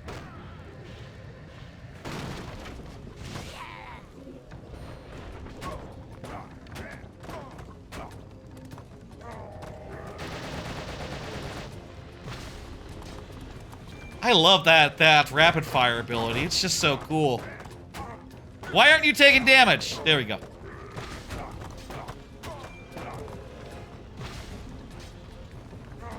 Let's fire that off again. Isn't that good? My God. I feel like Kameo is one of the most underappreciated rare games. I'll say that right here, right now. I feel like Kameo is like a rare game everyone forgets about, right? You know, when they think of 360 rare games, you know, underappreciated gems, I feel like Nuts and Bolts comes up. I feel like Viva Pinata comes up. I feel like Kameo should be in the same breath as those two, honestly. The only thing I would say is, like, yeah, it could use some replay value. It could use something, like, after you're done with the game where you can continue to fight guys and, you know, enjoy all the powers that you unlocked. But as a linear, like, 10-hour game, maybe a 10-hour game, you know, it's like, it's a good time.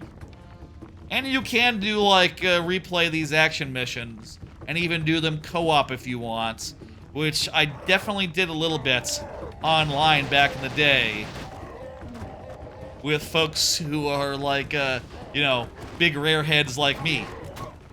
Definitely played a good amount of, like, you could do, like, these missions but harder, like a hard mode version of these missions. I definitely did that back in the day. They were good times, you know, this is a good time. I would say, for me anyway, it's definitely a 5 out of 5. Is it a all-time favorite?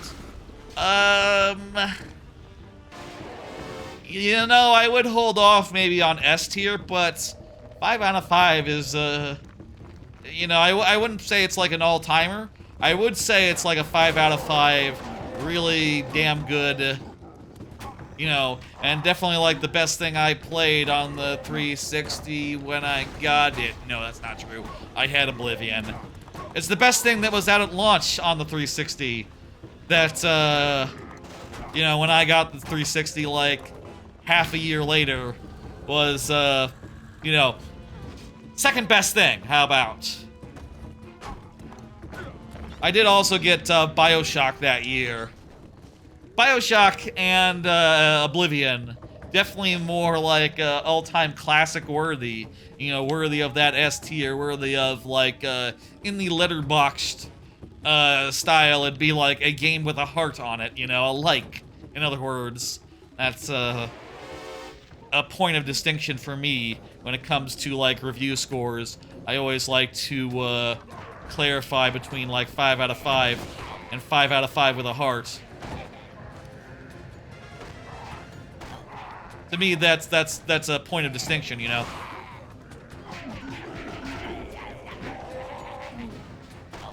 Right. These guys, they take a minute to come out. I wish there was a better way to fight them than using Pummelweed. Not to downplay Pummelweed or steal Pummelweed's, I don't want to steal Pummelweed's, like, Pummelweed's valor here, but I do wish there was just a way to, like, literally... Maybe you can. Maybe once you have a guy with fire, maybe you can just set these things on fire or something. But, you know, it is... You do have to wait for them to do their thing, and that's a little bit annoying.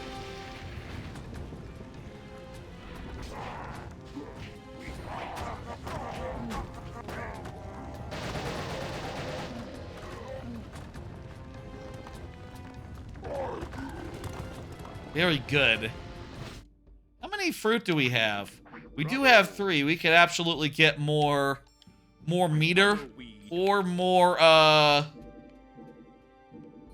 Can't you do, like, Kameo upgrades as well? I forget. You're looking a bit stuck.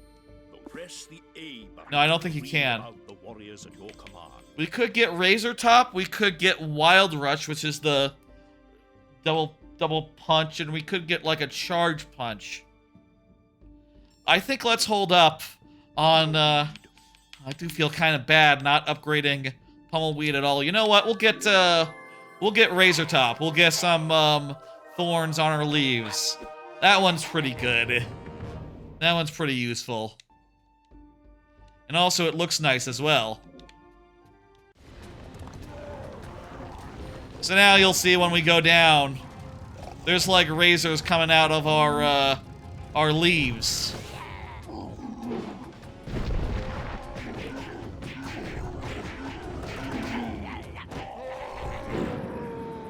Doomed trolls are too fast to see. Only fighters in a warrior's focus can sense them. So the more carnage bonuses you have, the more doomed trolls you'll see. I forgot about doomed trolls. I guess they're sort of a fancy way of keeping like a combo going. So now you can see I'm doing constant damage while I'm just like uprooting basically. Pretty nice.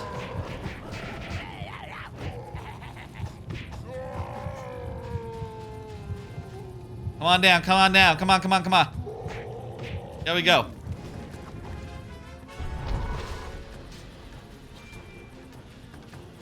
It's fun to punch. This game's like combat and stuff. It's basic, but it works. I feel like this might be backtracking. But look at all these guys over here. Yeah, it's... We came over this bridge and there were a bunch of guys over here, wasn't there?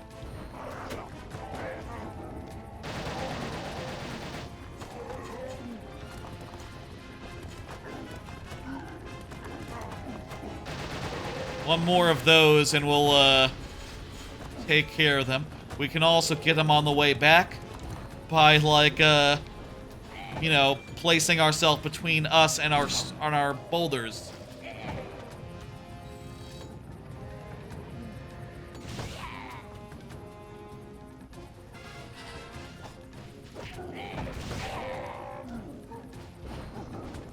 The one thing, you know, if I had to say like one thing, one criticism, one thing I wish that just, you know, if there was one change I would make right now, right here, playing this game again, it'd be like, yeah, I don't really know if we need meter. I don't really know if we need like a special thing that's like, okay, you need to wait before you can burrow again. I feel like those could just be on a use them as much as you want basis, but whatever. It's fine. Occasionally you just have to stop doing stuff. Or, perhaps better yet, switch to another character. Oh, those guys threw fire at us and then we died. That's another reason why you would want to switch to another character. Very forgiving checkpoints.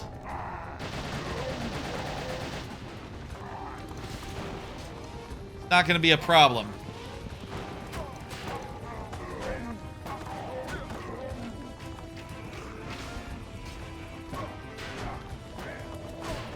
How about another card? Okay, come on, guys. You can't switch until you have your rocks back. Or like most of them. How about another card? Good news. The Mario Maker level I've been working on for a while now, basically done. If you don't know, Mario Maker's sort of my main game. I do it on Fridays. And been working on the last level of my super world for a couple months now, since like late last year, I believe. And I think I busted out the last couple of sequences I needed to do, went in a completely different direction from like the initial work on stream on Friday, and it's pretty goddamn good. I am honestly pretty happy with, and I think that's maybe it's ready to upload on Friday. Maybe like as a first draft? I don't know. I'm kind of still like wondering like, okay, do I want to do like, will I want to do revisions? Will I want to, you know, first let people get a hold of it and see if there's any problems before I declare like, oh, the super world is done. It's, you know, final now. But also, I think we're just about ready to like, you know, do a number of revisions that have been in the works for a while. Upload the last level and maybe update the super world, perhaps for the last time, if everything is good. I mean, I would hesitate to say it's 100% complete until such time as, you know, people have had a chance to play the last level and say like, yeah, it's good. You didn't make any mistakes. It's the longest level in the super world, but that's not a bad thing. It's cool. It's really cool and people like it, you know. Also, I feel like when the super world is all the way done, we gotta do some special streams for that, right? Like, I gotta do a whole stream where I just play through the Super World, start to finish, and, like, try to see, like, how long that'll take, right? You know, one of the ideas that I have for that Super World is I would like there to be, like, a part-time. Like, you know, hey, if you're speedrunning, things of that nature, go through the whole world and see, like, how long it takes you. See if you can beat this time. Part of the gimmick of, like, what I have in mind for the whole Super World is, like, a time trial aspect. And, you know, when I make a trailer, which is another thing I'm gonna have to do once I commit to it being all the way done, you know, that is gonna be emphasized by that trailer, so, you know.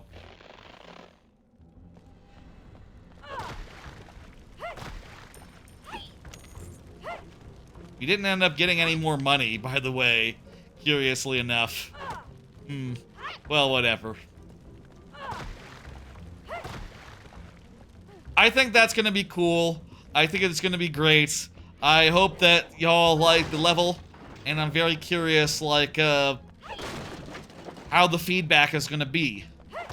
I'll say again, if there's like, you know, if the clear rate comes back and it's like 2%, 1%, it's like, oh, holy lord, this is harder than I thought it was, you know? If something like that happens, or like, you know, if people tell me they you know, think it could be better or whatever. If there are pain points to be found, definitely will be revisions, but we'll see. We're basically at the end of this segment, of this thing. We just have to solve a puzzle, and At last, some good news. We're all that's left of the platoon sent out to save Alice and the kids. At last. So we have to solve a puzzle, and then we'll fight the boss. What is it? What is it, Bookman? Let me help. I know. You know what, buddy? Let me just go into options there and set you to off.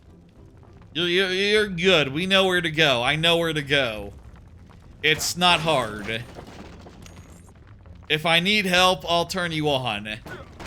That's a thing that Ocarina of Time could use. Just like, hey, be like a little less free with the hints, you know. I know what to do. Most of the time. Some of the time. Most of the time in Ocarina, I know what to do.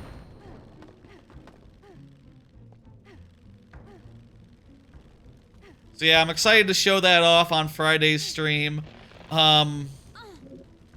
Geez, no commitments on, like, when we're going to, like, upload, do other sorts of things.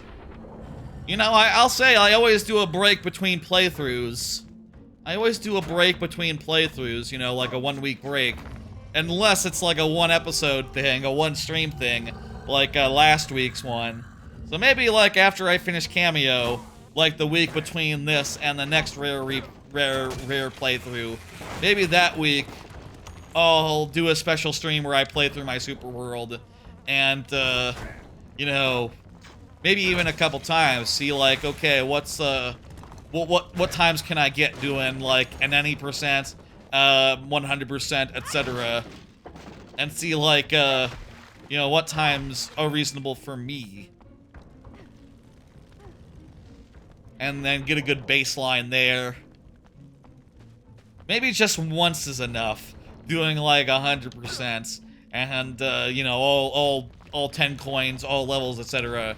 And say like, okay, that probably should be good enough for like, you know, y'all can just compare your any percent to my 100%. That's probably, you know, without some serious practice, sufficient. Or I could do it both ways, doing 100% and any percent, any percent all levels versus any percent. There's a couple of times where you can do one level or another level, you know, it sort of forks off. It sort of forks a little bit. I wonder, in those two cases, like, which one is the fastest of the options. I think for the case of World 6, the Rising Tide level, that one's definitely the faster one. In the case of World 7, I'm not sure. It's a choice between a water level, a level where you climb up and then slide down, and a level where it's just left to right and there's a red coin hunt in the middle. Actually, it's probably not the water level, and sort of a toss-up. You know, the up and down level doesn't have a red coin hunt in it, so that might be marginally faster. It is a very quick red coin hunt. I'm curious. I'm curious. I'll have to check. We'll have to check like the relative times of those and figure out like which one, you know, world record wise, clear rate, or like clear check wise, which one makes more sense to do in a in like an any percent. That's something for soonish, but not nowish. Look for that maybe in a couple weeks. But the level itself probably will be uploaded this weekend, probably during the stream. And also I'll upload like a number of revisions to the existing levels, which will also be good. And hopefully help with their clear rates and various issues. I still need to check and see if I can, there's one change I should be considering. Making a second checkpoint in an earlier level a little more foolproof. I'll look into that. Remind me on Thursday, seriously, edit that level to make the clear check more foolproof. You know the one. From World 6. 6. There we go. Oh, it put too many 6s in there. That's fine.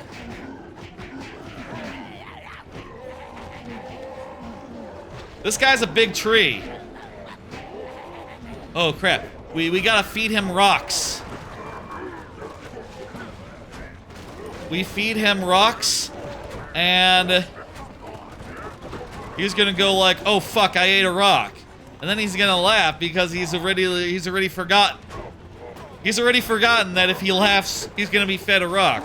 You know, trees, they don't have the most memory of, they don't have the most memory of, like, people.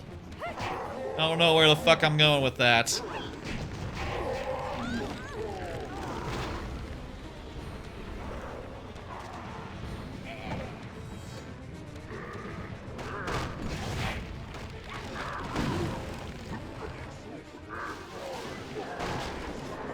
Very forgetful, this tree man. What can you expect? He's a tree.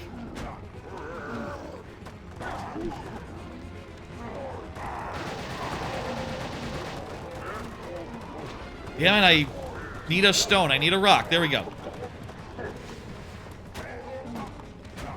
With this guy, you have like a obvious like limit as far as like, you know, you can only chip rocks.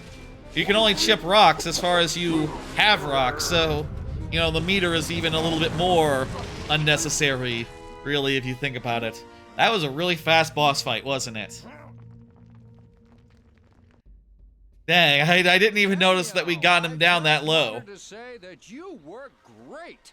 In fact, you reminded me of your father today. That's great. Don't say that. I never knew him. But I've heard brother? Uncle? Not sure. Drop on him like he did on me, which is why we're in this mess. Ha ha! King Solon was a great elf, but he wasn't perfect. Long before you were born, your father made a pact with the trolls and allowed them to live in the realm. Why would he let those monsters into our land? Well, they are brutes, but they're also surprisingly brilliant at making machines. I guess you yeah, they got some cool tech, actually. Anyway, Solon thought these machines would make all the tribe's lives easier, which, at first, they did. Unfortunately, a troll named Thorn who was bigger, smarter, stronger. I and think there meaner could be than any peace with the before, trolls. quickly rose to But, prominence as the trolls' newfound you know, prince. there won't be, so Many of us what are you going warned to your do? father to be wary, but he was too preoccupied with finding the elemental sprites to truly notice, and flippantly declared that no troll would ever. Maybe if there had been a cameo too, that would have been the Thorn arc. proclaimed himself king of the trolls and set about to conquer all he surveyed. I think a cameo. Much There's harm was done, like and many suffered before your father came to there his would have been like senses and was serious. finally able to rout Thorn and again banish the trolls. I from don't the know if realm. ever they thought about doing a cameo too, though. Actually, Sauron deeply regretted ever opening the door to I such think a maybe in monster. the So don't you think you're the only one who's ever underestimated Thorn. Just promise me you'll never misjudge his power again. we promise. I promise. Yep. Good.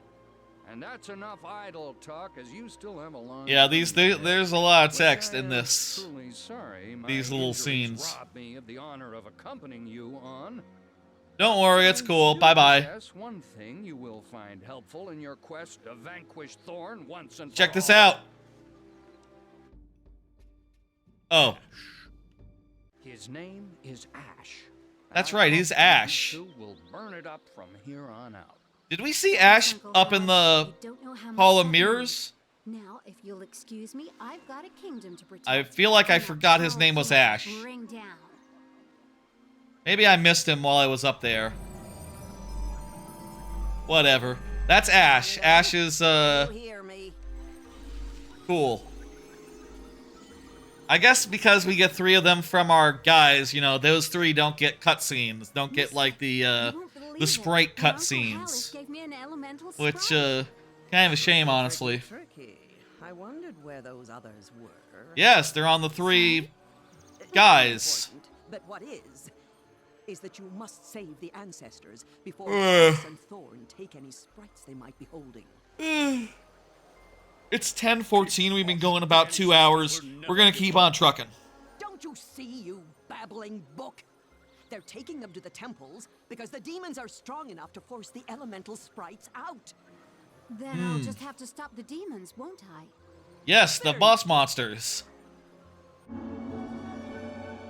The next one is in the water world. It's, Auntie. I think that's your aunt. Or mother. I'm not sure. Could go either way. Lenya, deep underwater, trapped in the ruins of the water temple, home of Keralis, the wicked demon of the infinite depths. This game literally does have temples. Water temple. Was that a forest temple that we were just in? Underwater? Then it's impossible for me to save her. Doofus, come Nothing is on. impossible to Go one get who a holds elemental sprite and you'll be to fine. the mountain falls and keep your eyes open, for if you are diligent, I sense you will find an elemental warrior Duh. capable of helping you reach the water temple. Trust me, and make haste. Oh, rats, we can't go underwater, so this whole thing is borked, isn't it? But wait.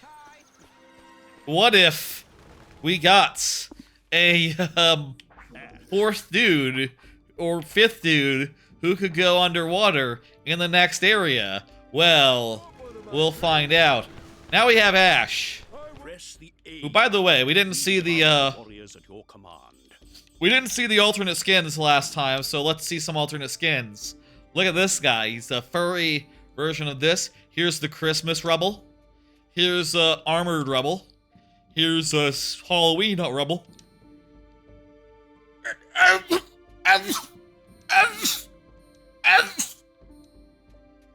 Oh, I guess they're not all, like, rare themed. These, like, first alternate skins. They're actually, like, I guess they come in, like, a variety. The first one for Pummelweed was, that one's a really good one. I love that eagle. That one's just okay. Pummelweed's fan-created alternate skin was Mumbo Jumbo, so I kind of thought they all were like that, but nah, just some of them. Eagle is top tier. That one's pretty good too. Some of these are just like, yeah, you took the basic form and just add some things. In this case, you just change out what the rocks are, and you're good to go. Pretty much.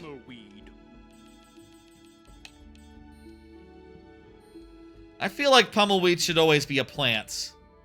So, you know, it's kind of weird to have him as just like a, you know, not a plant. Okay, let's get the fuck out of here. Let's go. First world done. Woo woo.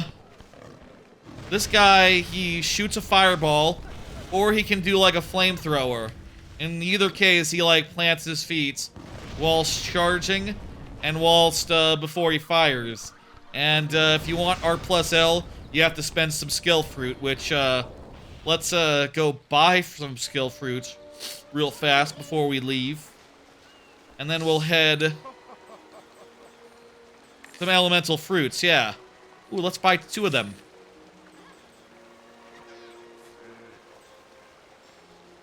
Oh, we can also buy skins. Like here is a skull rubble. That's a cool look, but we're not gonna use it.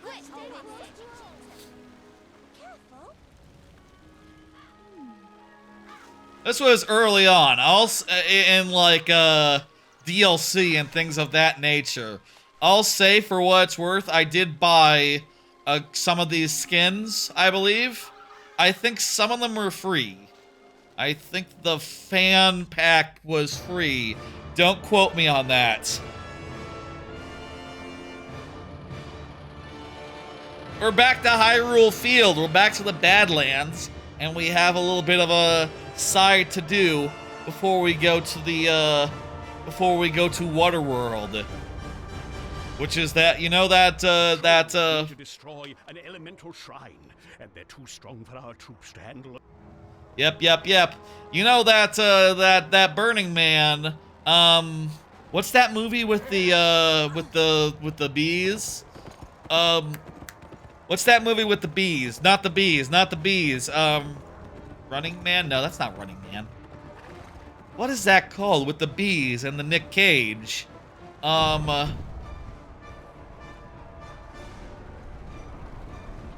Wicker Man. There's a Wicker Man over there, and we need to defend it from the tanks.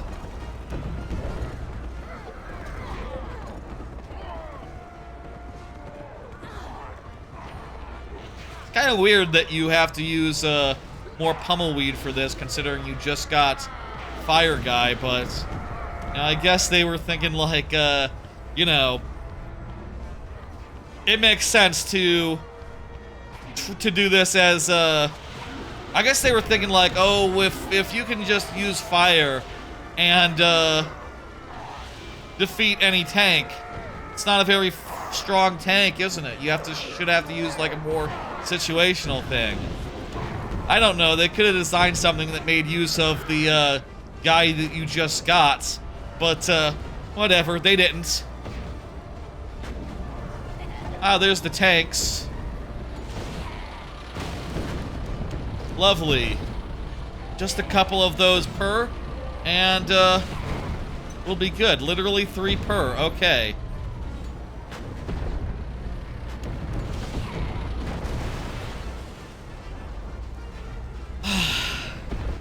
I think now's a great time for another card. I've been watching The Simpsons. I've been continuing watching The Simpsons for the last like couple of weeks now. I've talked about it a good deal on the last, god damn it. It's hard to reach all the way to these goddamn tanks. I've been talking about it for the last few, live streams, which has been good.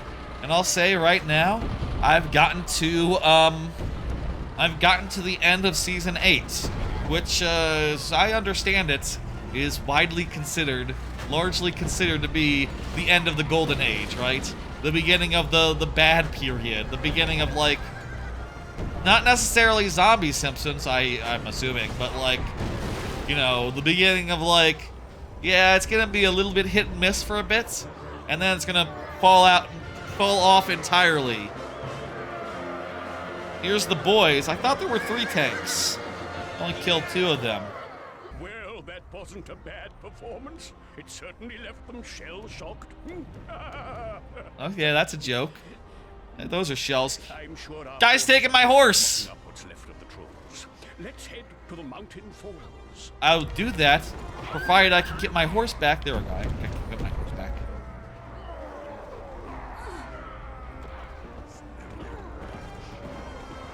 Let's, get going. Where the fuck's my map? Oh, right, left stick click gets the map on screen. Excellent. Let's head to the thing. Simpsons continues to be fucking great. I'll say, I think I stand by the current best episode that I said last time, which is that I think Homie the Clown is my favorite.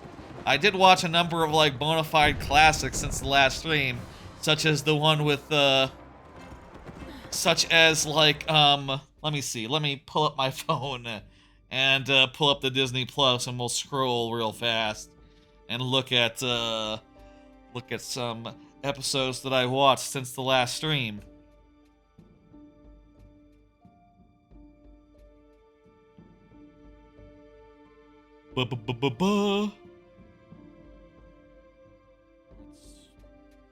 I'm clicking on The Simpsons, and I'm toggling the iPhone so you can see it. Right, so yeah, I've just finished season 8, literally, like, hours before this stream. I think, Simpsons... I think that Homer's Enemy is as fantastic as people say it is, and probably, like, one of the last, like, honestly, I think Homer's Enemy is a great, like, encapsulation of, like, it sort of looks back on, like, Homer's, like, history in a fun way, which I think was really great, like, him showing Grimes, like, oh, hey, this is me with a former president, and also me in space. You've never been to space? That's a funny thing to taunt Grimes with. That's a very funny episode in many ways. The Old Man and Lisa is really fucking good. Brother from Another Series is alright. Is Cecil from, like, I never saw, what's that? The one that's the show that's set in Portland or whatever. Frasier. I've never seen Frasier, so I don't know, like, it's from them. Itchy and Scratchy and Poochie Show. Definitely a classic, though. I forgot how much it was just like, oh, Poochie appears, isn't popular, the end. I totally invented in my mind a part where Poochie just, like, goes off the rails and, like, you know, reclaims his, like, you know, reclaims his coolness. I guess, you know what it is? I merged the episode Bender is Not Allowed on TV with that, which is a episode of Futurama where Bender gets onto a TV show and goes off script and becomes famous for it. Also, I guess Bart does that as well in the episode Bart Becomes Famous. That's also the plot of Bart Becomes Famous. I kind of thought Poochie was that sort of situation before he gets written off for good, but that's not really how it goes. Springfield Files, classic. I really liked, Millhouse Divided, another classic. Burns, Baby Burns. I really like that cameo of Rodney Dangerfield. I feel like that might be the best, funniest cameo in the franchise, at least judging from the first 8 seasons. You Only Move Twice with Hank,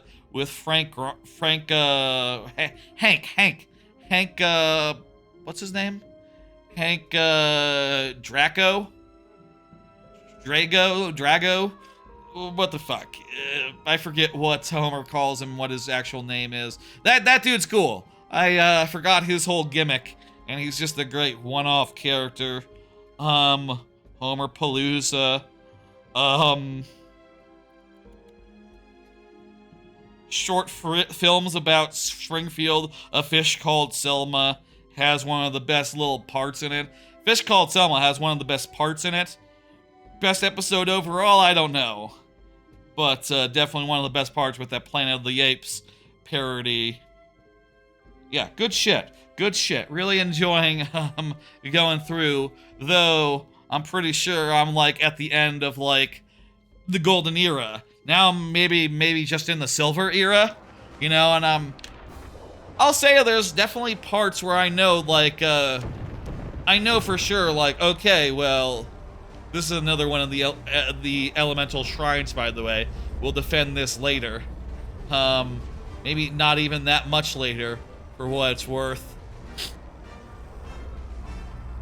Look at that, reflections. Ooh, isn't that nice? I know there's like memes from episodes that haven't aired yet, right, or haven't hit yet. And I know personally, like, there's a number of episodes I very fondly remember, like the Canyonero episode, and like that scene where there's rainbows on one side of a river and death and destruction on the other. That hasn't happened yet. Apparently that's in season 12, which makes me think like, yeah, I gotta keep going until 12, and then I can stop. You know, I want to see Canyonero. I want to see like, you know, I want to see like some of these last bits that are super iconic. There's the part from the movie where he says like, you know, your worst day ever so far. And another one is super stupid sexy Flanders. That's another one from like the seasons that have yet to come. You know, I'll say like, I have a lot of memories of those seasons, like Canyonero. I remember that one. That was like before I fell off personally. Seasons 9, 10, maybe 11, 12, maybe. But I don't remember the part where Maud died, so I feel like that must have been north of when I stopped myself. And, you know, I figure I'll go to 12, and then, I'll go to season 12, and then I'll watch the movie, and then I'll be done. And, you know, I don't know what I'll do next. I'm sure I'll find something to watch. I always do. Mountain Falls, everyone. Mountain Falls. This is the next, like, chill town part of the game. So this one is gonna be a bit different insofar as, like, you know, there's not just, like, hanging around town parts in this one. This one, there's, like, a whole, like, mini action stage. And he's just what we need to get around this rocky landscape. Chase down the Shadow Troll and destroy it. So here, before we get Deep Blue, which is going to be at the end of a whole mini level, we have to get Rubble, or Major Ruin. Sorry, he's the other wrong water guy. We have to go get Major Ruin, and then we'll go get Deep Blue from a mini action level, and then we'll do like the full-on water temple situation. And yeah. I'll say, just like straight up, when I first played this game and like went inside these like weird coral gooey houses. Oh crap.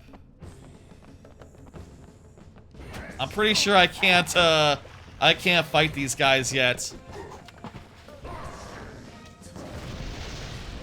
Yeah, no, I need something cold to deal with those guys with.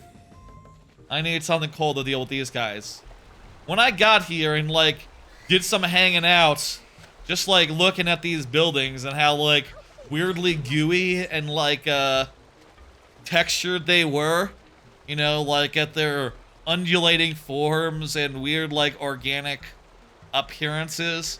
My God, I was really super impressed. This was like one of those things that I forgot that the inside was kind of flat and doesn't really have that organic organic sense to it. But like the texture on these houses, the texture on these houses Have you come to visit my son? He's very big. really impressed the hell out of me when you know, it was 2006 and graphics were HD graphics were in their infancy.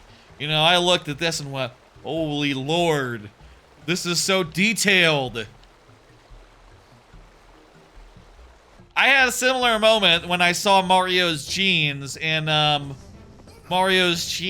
Smash Brothers Melee. You know, that one real damn impressive for its time. These guys kind of look like Flex. No, I'm teaching my son to swim. He's a bright kid, but it's hard for him to live up to the legacy of Squibble's shop. Definitely have to do some shopping. A young traveler, even. Hey, what? Scrolls? Okay. What? Is this just hints? Mother Nature provides for us all. She'll cross your palm if you uproot the hella plants nearby. Kind of obscure hints, I'm gonna say. Let's destroy some of his stuff and try to recoup the money we spent on him. There we go. Fuck you. No more scrolls. I want things that I can use. I don't want, information. No, sir. It's not good enough.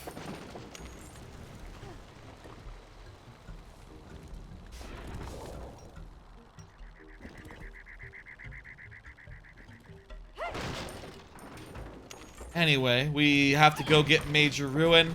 That'll be the next thing that we do. Though, you know, there's no hurry. We're already kind of ahead of schedule insofar as, you know, like I said, I kind of low-key expected to get through the first section and it to be not like, and be like less than 2 hours in, you know, or like, we've been going through this game pretty fast. Where I'm happy just like, you know, spending some time looking for fruit and,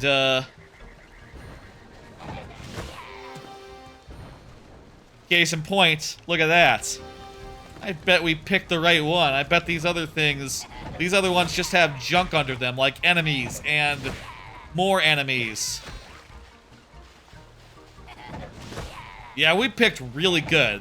That was the only one with anything good underneath. We're here to keep you safe. Doesn't hurt to be sure, though.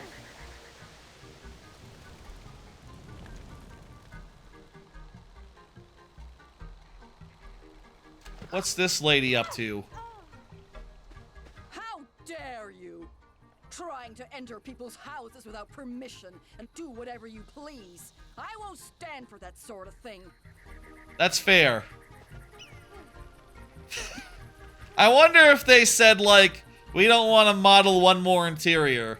Honestly, I kind of doubt that they had to model them individually like that. You know, they probably just have, like, one, and they just decorate it a little differently in each case, but that certainly saves one area that they don't have to mess with.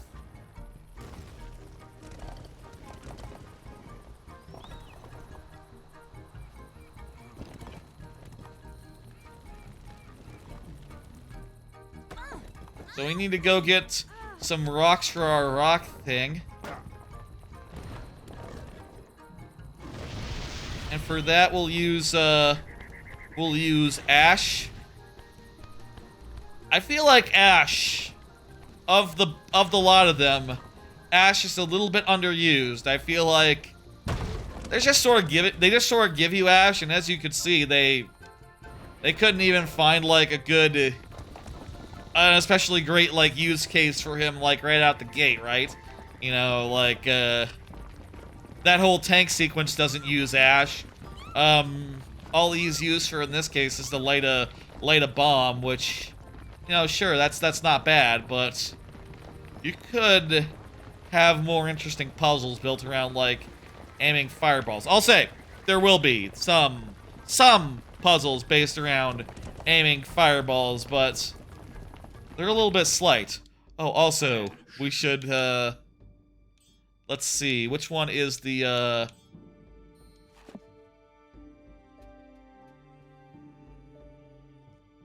length of flame, so longer range inferno. Wildfire is 3 fireballs rather than 1.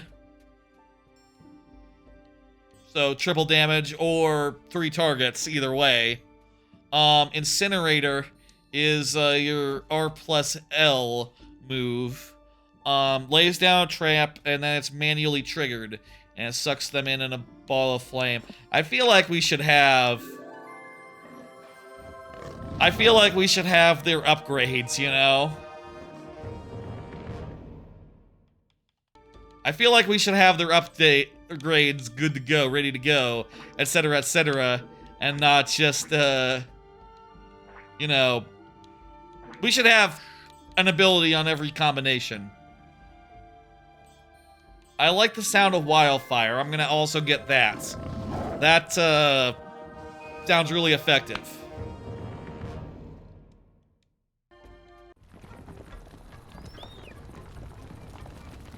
I wonder if I need to get, like, multiple balls, multiple, things up here. Nope, just one. Okay, cool.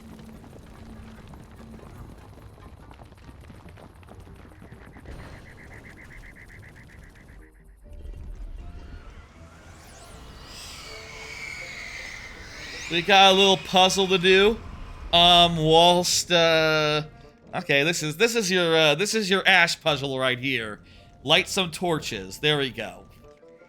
We're finally getting, like, the one thing Ash can do. It's not, the most interesting thing in the world. So with Ash, you can do these fireballs and kind of awkwardly aiming, like, it's a little bit... Do I need to, like, charge it up so they go the distance, or I just need to be close enough or something?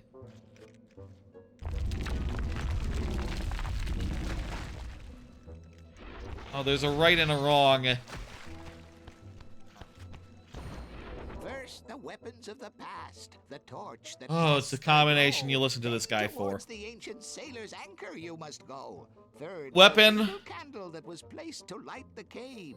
Last, the bones of someone who is resting in their grave. Weapons, anchor, candle. Thank you. Thank you, game. I got it. I understand the idea.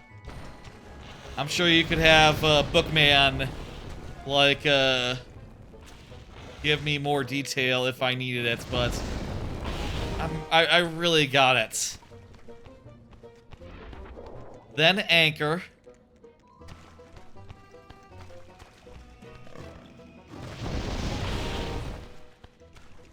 Then torch.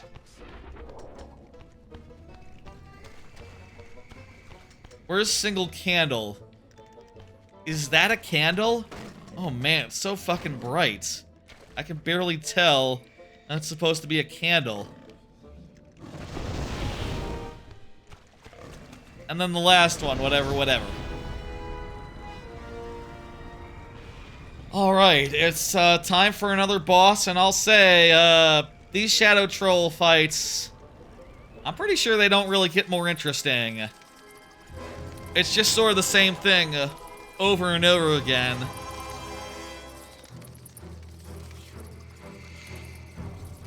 As far as cards go, the next one is a 3-fer.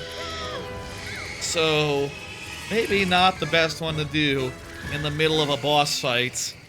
But,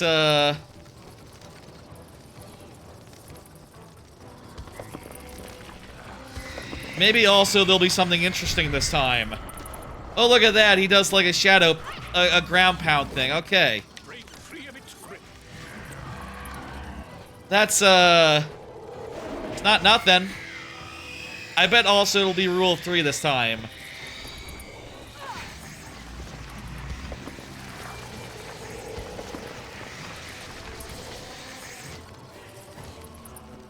Also, he's like sneaking around a bit, doing like some stealth stuff.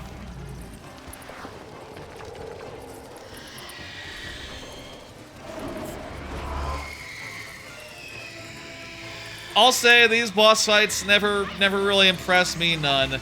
They're just sort of very basic, and you know, I feel like there could have been a couple fewer of them. You know, this kind of reminds me, if it reminds me of anything, it reminds me of like Psychonauts, where you have to fight like, oh, it's the repressed memories or whatever.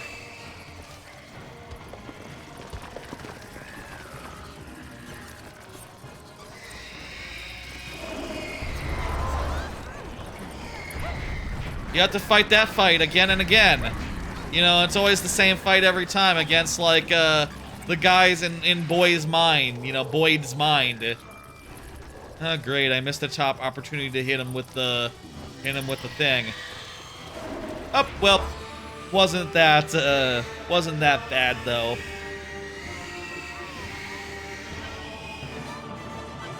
Furra.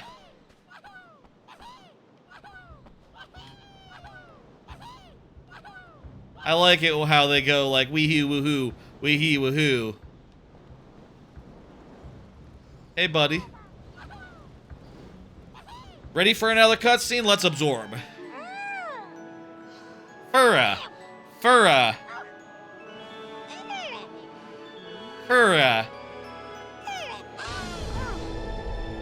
They all say Furra. I swear to you, it's true.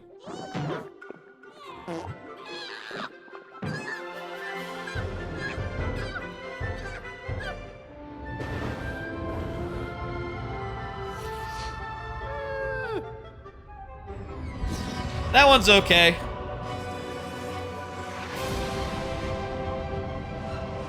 Major Ruin. That one's okay. He just sort of gets a little bit more round, spins for a bit, and it's like, hey, yeah, I'm here. What's up?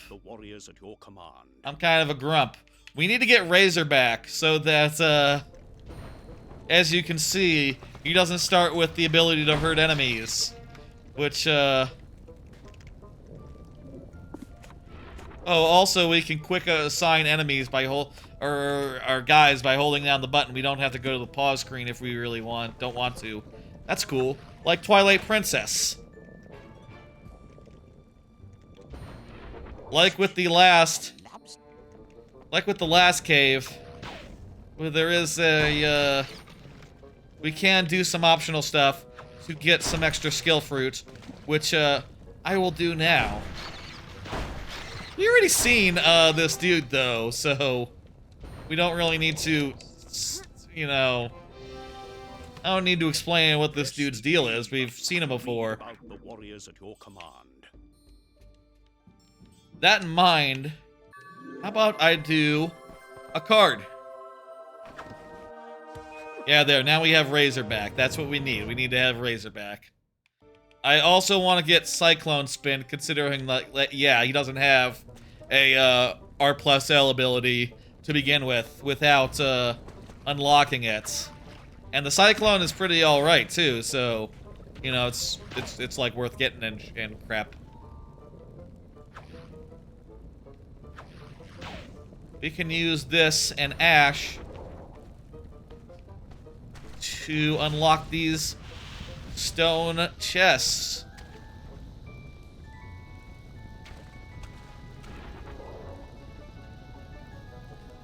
What do they have inside them? About 25 cents, it looks like. Okay, well, let's do a couple more of those, and I do believe we can get like another skill fruit here. They're being watched, you know. I bet you if we kill all the... Do we kill all the lobsters? I don't see any more lobsters, but... Aether buckets. Let's do another card. Let's do a card. Whilst I open some stone chests and get some unlockables and whatnot. And the next card says, pull 3. All right. This is the 3 animes finished since the last stream, and I have 3 cards, 1 for each of them. Those in particular being Sakamoto Days, Orb on the Movement of the Planets, and Bogus Skill, Fruit Master. About that time, I became able to eat unlimited number of skill fruits that kill you. And respectively, those are a 5 out of 5 with a heart, a 5 out of 5 with a heart, and a 4 out of 5. Let me get those down. And, Sakamoto Days, excellent, super charming show about a retired John Wick style, really fucking great assassin who has become like a you know, overweight shopkeeper in his like retirement, and he has to fight like you know, goofy hitmen who are coming to kill him, and also he cannot he has to do it non-lethally. So he sort of has like somewhere between like the reflexes of a John Wick and the improvisation of a Jackie Chan. It's very fun and ridiculous. There's a telepath and a martial artist in there. There's like a good fun crew. It's kind of comparable to like your Spy X Families, Spy versus Family type situation. It's a good time. Good action, great slice of life type stuff. Very fun. And like some killer action as well. The action is really well animated, though you know it's not like it's not like Windbreaker or like the best animation I've ever seen, which apparently the manga has like some of the best choreography there ever was. So some people were kind of disappointed with it. Not knowing the source material, I was really impressed by the animation. It's fluid, it's dynamic, it's well choreographed, and full of fun flourishes. In addition to just being a charming good time where, like, you know, a guy will, almost Jackie Chan style, pick up a pair of a pencil and, like, use it to block a bullet or some shit. Or, like, oh, I got these like, chopsticks. Yeah, I'm just gonna grab bullets out of midair because I'm that good. And it's kind of funny and ridiculous. Very comparable to Spy X Family. Orb is a lovely drama about characters in the like age of discovery, discovering heliocentrism and sort of being under like very serious threat because of that. It goes places. I said when I first started watching Orb, that like this setting was just natural fodder for like drama, and then it did some stuff. Minor spoilers? Well, I don't know if it's minor spoilers. Like, if you read the description, it'll say... If you read that description there, it would say, like, it's not about any one protagonist. Well, maybe that actually doesn't say directly... Well, if you read any of their, like, official things, they'd say, like... Or, you know, the way that people talk about it. It's not about any one protagonist, right? Sometimes you're just moving on to another period in time, and just, like, you know... No matter what happens to the protagonists that you were following for a while, you know, the quest for the truth keeps going. And it's compelling drama, it's, like, fascinating. It's got some of the best characters going. And, you know, you really feel for them and want them to discover the thing. And it just keeps going until the end, at which point it stops going. I'll say the ending, the last episode, was a little bit underwhelming compared to, like, everything that came before, but, you know, it's gotta end on the last episode. That's just how it goes. I can't expect it to do anything but that. I don't know. Damn good series. Would highly recommend Orb.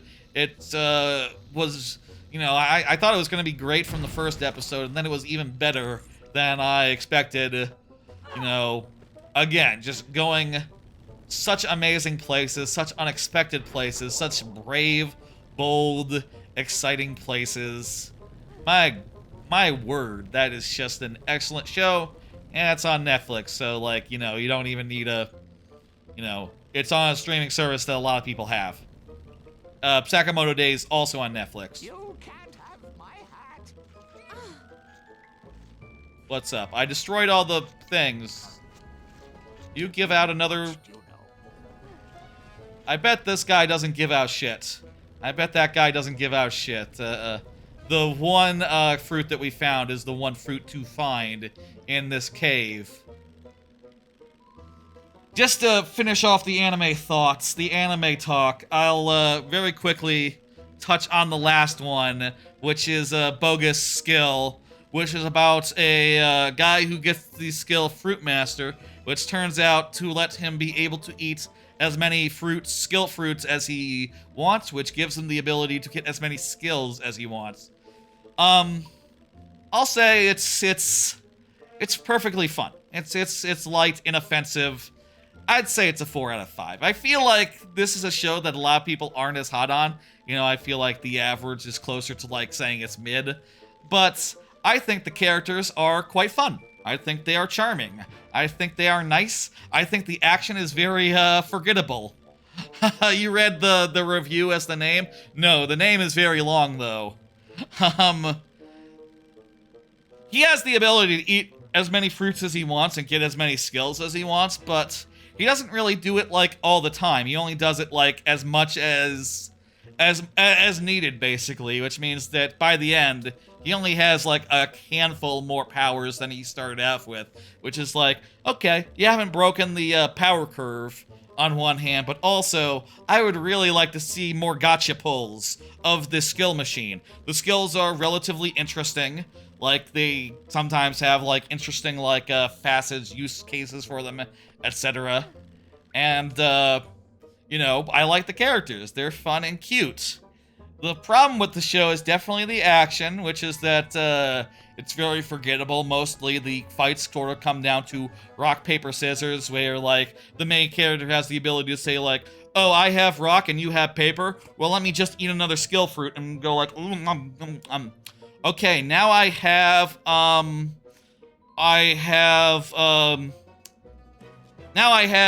paper. So now I can do your paper to your rock. Or maybe he'll eat a skill fruit and be like, now I got, something useless. Okay, let me have another one and hope for something this time. You know, sometimes he's got to pull the gotcha thing a couple times. That's cool. I think it's better than it should be, but also it's like a 4 out of 5. I wouldn't mind getting another season. In fact, I feel like I'd be very interested to see another season.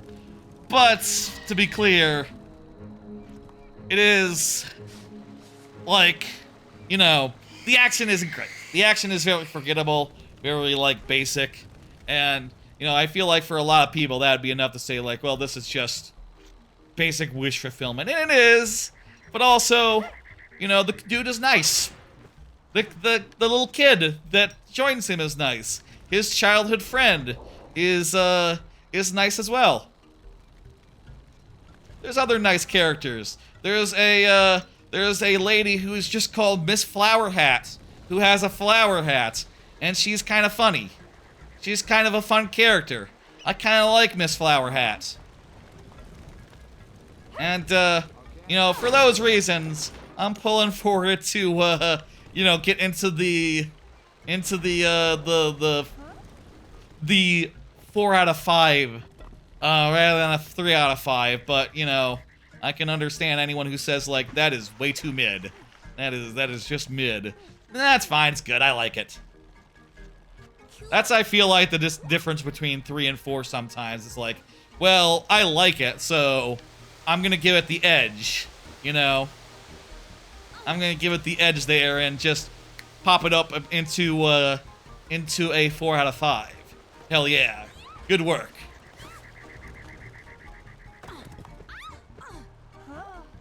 What is the deal here? So this is the Mount Rise thing. We need to go to Mount Rise next to get Deep Blue.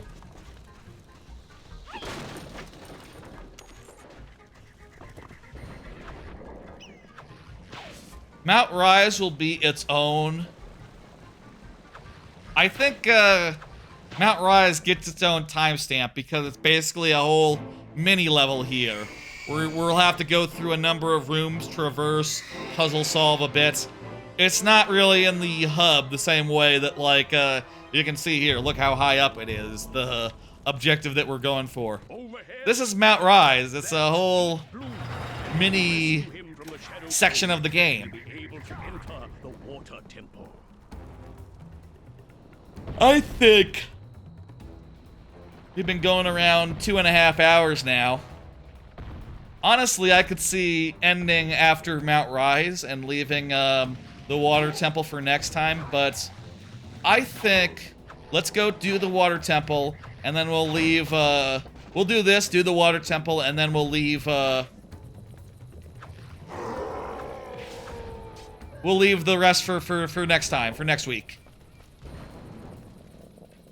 And we'll be halfway through the game, basically, so we'll be in a good position to, like, either do some side stuff next time, or bring it to a close, whichever feels more right.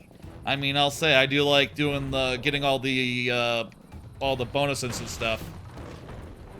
I do like doing the, boom. I do like, it's nice to blow things up in this game. Yeah, that's pretty good. It's also nice to, burn down flammable enemies, like that plant guy who's, over there now.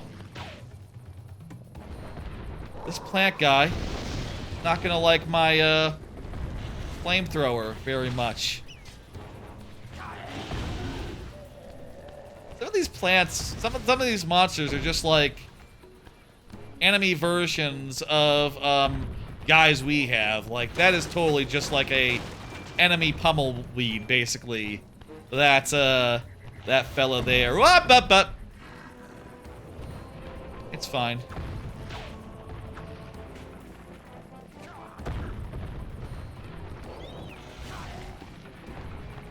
Even makes similar noises.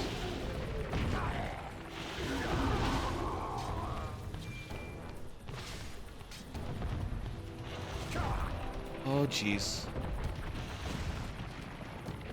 And they do the burrow thing just like Pummelweed do. I don't have any energy. There we go. Just enough energy. It recharged. You know what happened.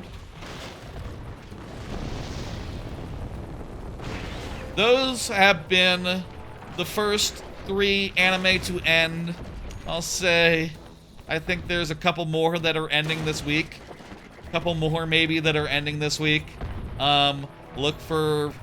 Is there anything ending by Friday? I think there's like a couple shows that are ending by Friday. I do think for these like playthrough streams, where I want to have fewer cards, and you know, some of these weeks we're gonna have like a whole bunch of anime to talk about. You know, there's a lot of anime on the weekend, and as the Tuesday stream, well, Tuesday follows the weekend, you see. That's sort of the natural time to talk about Tuesday shows. Oh, torch right there. Perfect. Look out for these arrows going up. Oh, we need to do 3 torches to unlock the next zone. As the stream right after the weekend, it'll kind of make sense to talk about them here during these streams. But I think it'd be good to do 3 at once like that, so that you know, we'll get through them like 3 times faster than otherwise would. Now I'll say there have been streams where, like, you know, I've tried to go through every anime that I watch, like, actively, and just because it takes a couple minutes to talk about each of them, and I'm watching like dozens of them, and it's like, yeah, that's just, the next hour is just anime talk exclusively, you know. I like to sequester it to a certain degree. I mean, that's said, sometimes, you know, that results in me just, like, stopping stone cold for 10 minutes to talk about anime, but that's fine. You have, people on the VOD have access to the arrow keys. You can always, you know, my feelings won't be hurt too much if you just, like, you know, skip to... Timestamps are there for a reason. You know, you can always skip ahead a little bit. Well, not while live. Not right now. Obviously, right now, I'm playing it live, and I can't... You know, it'd be very weird if the people watching now could skip forward.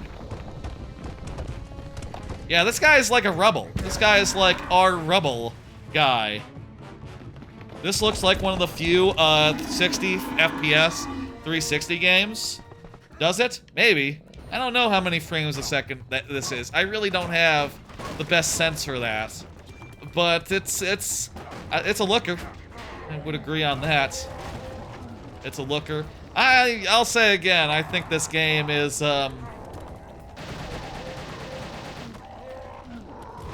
I think this game is highly underrated.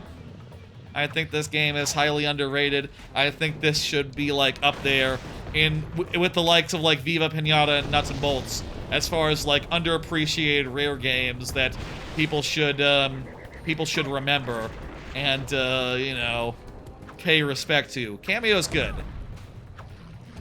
Like a solid 5 out of 5 to me.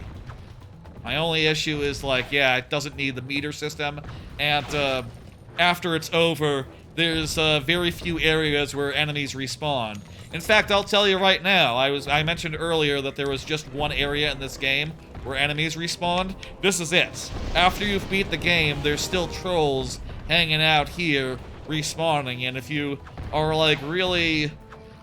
If it's 2006 and you're like, man, I want to play more Kameo, but I don't want to do the arcade mode where you replay the action levels over and over again. This is what you have as far as like your option to take these guys into the world and you know, use their abilities that you've just spent time like finding all the skill fruit of and unlocking. You know, this is the place. Probably, therefore, this is like the area that I've been in the most times, I guess.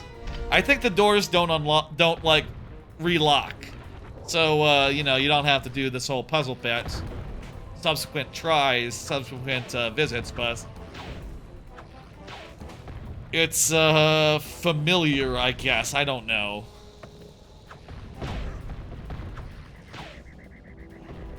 This game's good.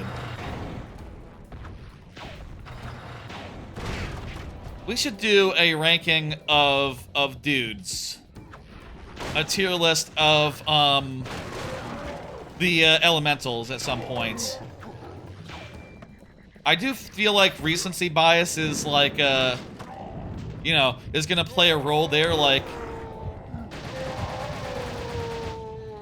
you're probably not gonna put Snare very high, right?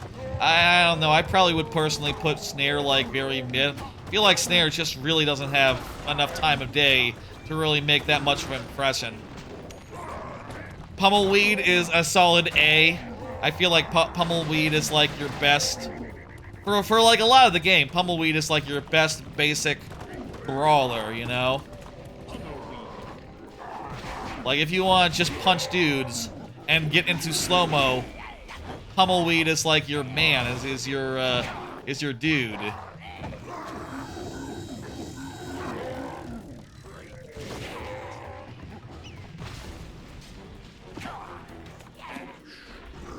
I think Ash is kind of... I don't want to say Ash is bad. We haven't even used the Wait, didn't I unlock the... Did I not unlock the... I do have the move. I do have Incinerator.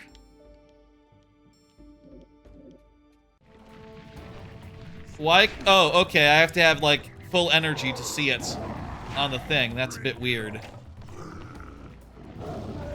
So I lay down these traps, and then what? Enemies... How do I activate it? That's kind of booty. That's kind of booty, yeah. Pummelweed is the punching plant. Yes. I think Pummelweed is like the most iconic of the bunch. I think Major Ruin is an easy S tier. His mobility is very cool. He doesn't have really that much in the way of attacks, but that's not really his purpose. His purpose is to give this game some of its best, like, out-and-out gameplay, which is just, like, doing a little bit of Marble Run type bullshit, a little bit of Marble Blast type bullshit where you're, like, ramping up ramps and, you're ramping up ramps and, like, traversing all interesting style.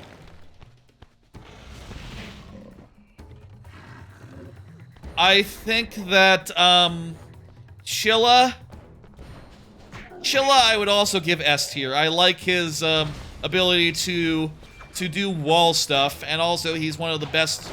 He's unlike, Major Ruin, who is just, like, there exclusively for traversal, which maybe should take Major Ruin down a tier, actually. I don't know. Unlike Major Ruin, he's also good in combat, in addition to being really cool to climb walls with. I feel like characters who have a little bit of action, a little bit of traversal, are, like, the best ones of the lot. Flex is S. I think Deep Blue is sadly C tier. That's, the lowest. That's... I have to give, Deep Blue C tier. He's just a little bit awkward. I would give Snare B. Rubble is a good solid A. I like Rubble. The thing about Deep Blue, and we'll see when we get Deep Blue, is that Deep Blue is kind of like the most awkwardly to control of the bunch. His, like, underwater sections are a little bit, you know?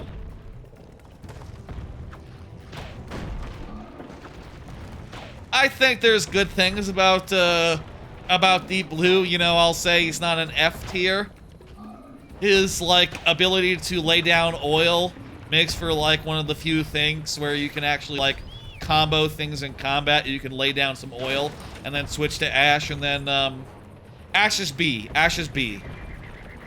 These are the elemental warriors. Am I forgetting anyone? A Snare. Thermite is A. Thermite's pretty good. And 40 Below, I think 40 Below is also A. I like 40 Below. So, you know, the most populated tier is S tier, so, and followed by A tier, so, you know, I think they did a great job on all these guys, and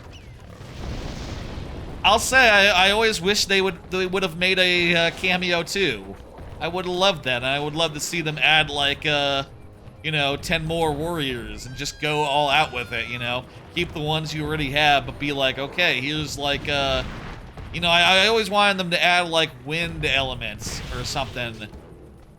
I mean, if you were asking me how you'd do it, I would say, like, ooh, add more elements. But I guess, actually, the smarter thing might be to be like, okay, a third plant, a third plant, a third rock, a third, water, a third, fire. That'd probably be more likely than adding air guys, but what if also they add air guys? What other elements would you add? Let's think about Pokemon terms.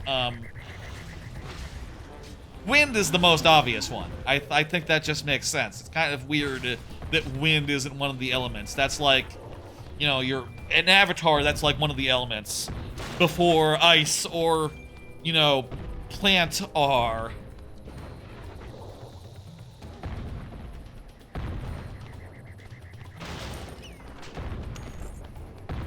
Thinking about Pokemon real fast. Poison?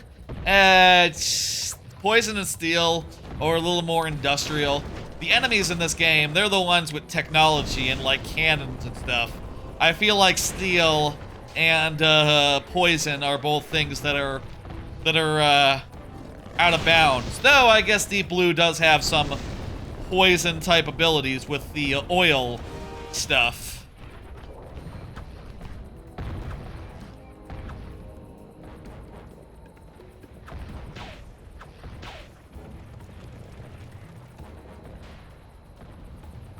I missed one.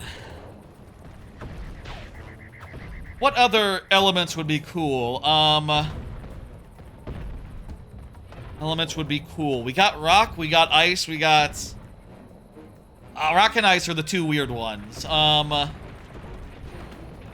Earth and plant are already separate. Thermite is already a lava guy, so lava is already included as a subset of fire. Which really makes it so that there should probably be another fairy type. Well, Kameo herself is sort of already a fairy type, so she actually sort of covers that niche. The Fae folk in general. I think we don't need any more, fairy types, actually. Good call. Yeah. Let's see. Steel. Electricity! Ooh! Electricity! Ah, that's an obvious one. Electricity. Ooh. I could also see electricity being part of, Ghost. Ghost wouldn't be bad. Ghost, Dark, or Psychic.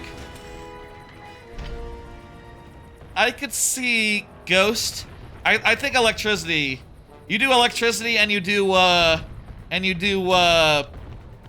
electricity and you do air, and I think that's sufficient. And then you add like a third for every existing type. How many would that be? Fruit will enhance your warrior's abilities. That'd be...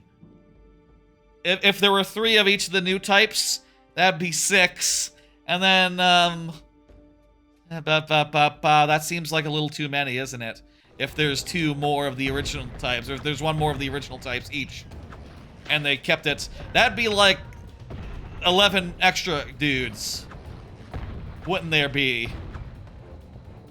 Well, maybe you do a thing where it's like, okay, well, it's like Storm is the element. And here's a guy, and what you do is just 1 more of each of the 5 original types, plus 1 weather type.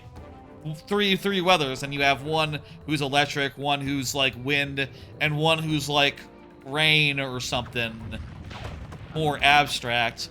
Rivals of Ether kind of does it that way, with wind kind of representing all wind representing electric as well. If you uppercut these guys, do they like go down? Oh, they do.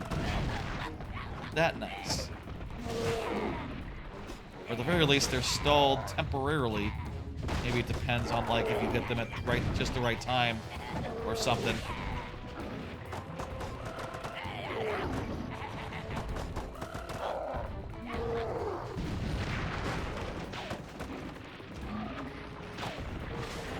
Become an electric eel. I wonder what kind of electric partner would be coolest. Like, how would you design it? I would say electric. Yeah, like an electric eel, I can see that.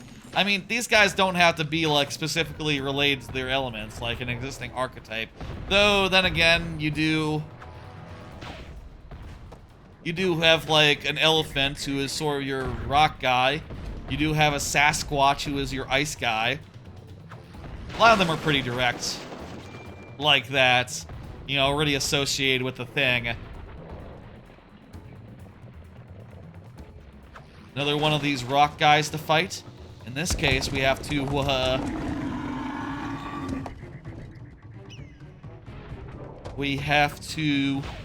get this thing down like this. That interesting.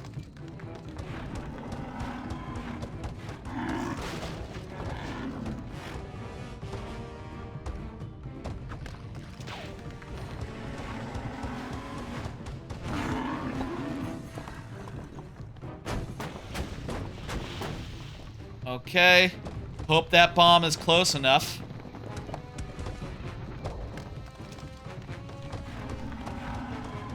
Come on now. There we go. If he charged at me and got far enough away from that bomb, that would have been disappointing. How about another card? Blow up on sleep. Right. I'll say I've been having some problems with, like, distractions with sleep recently. You know, specifically, like, a weird rumble at night. And I said last time, like, Like, oh, I put the bed down. I unreclined the bed, and that seemed to help. Quick follow-up there. Nope, that wasn't it. That was just a coincidence. Just like, I don't know whether like I put my head in the right spot to not feel the vibrations as acutely, not hear them as acutely. But they still happen, and sometimes it's like severe. Sometimes it's like, holy crap, this is like, you know, I could turn this bed on and have its like vibrate function be on and only be like twice as heavy as I'm being vibrated now. You know, I can hear the vibrations even without earplugs. Earplugs, by muting everything that's not, you know, that's not vibration-wise, makes it really easy to hear vibrations, especially when, like, they're channeled through the bed. But, like, you know, it's not just a problem of using earplugs, I think. It's legitimately more severe than ever before. And also not a problem of just, like, a new bed that maybe has different properties as far as, like, how far it's, you know... I do wonder, right? I got a Tempur-Pedic recently. I do wonder if, like, okay, does that memory foam business, does that conduct vibration better than a hybrid mattress did? I don't know. I'll say I have managed to get a few nights of sleep recently, just like contorting myself or like just trying different positions until I was able to find a place for my head to go where I just don't hear the vibrations as much, or like just don't feel them like in my body as well, and that's good. Finally, I'll say. I've been stuck up here yeah, we made it to the top of the thing. Anyway, if we're going to get home, we'll need the... Yes, I will go get the Elemental Warrior Deep Blue. It is lucky that Deep Blue is in this world and not another world, or else we'd be hosed. I mean, maybe if that were to happen, maybe the logical thing to do would be to go to another world first and then come back to this world, but, whatever.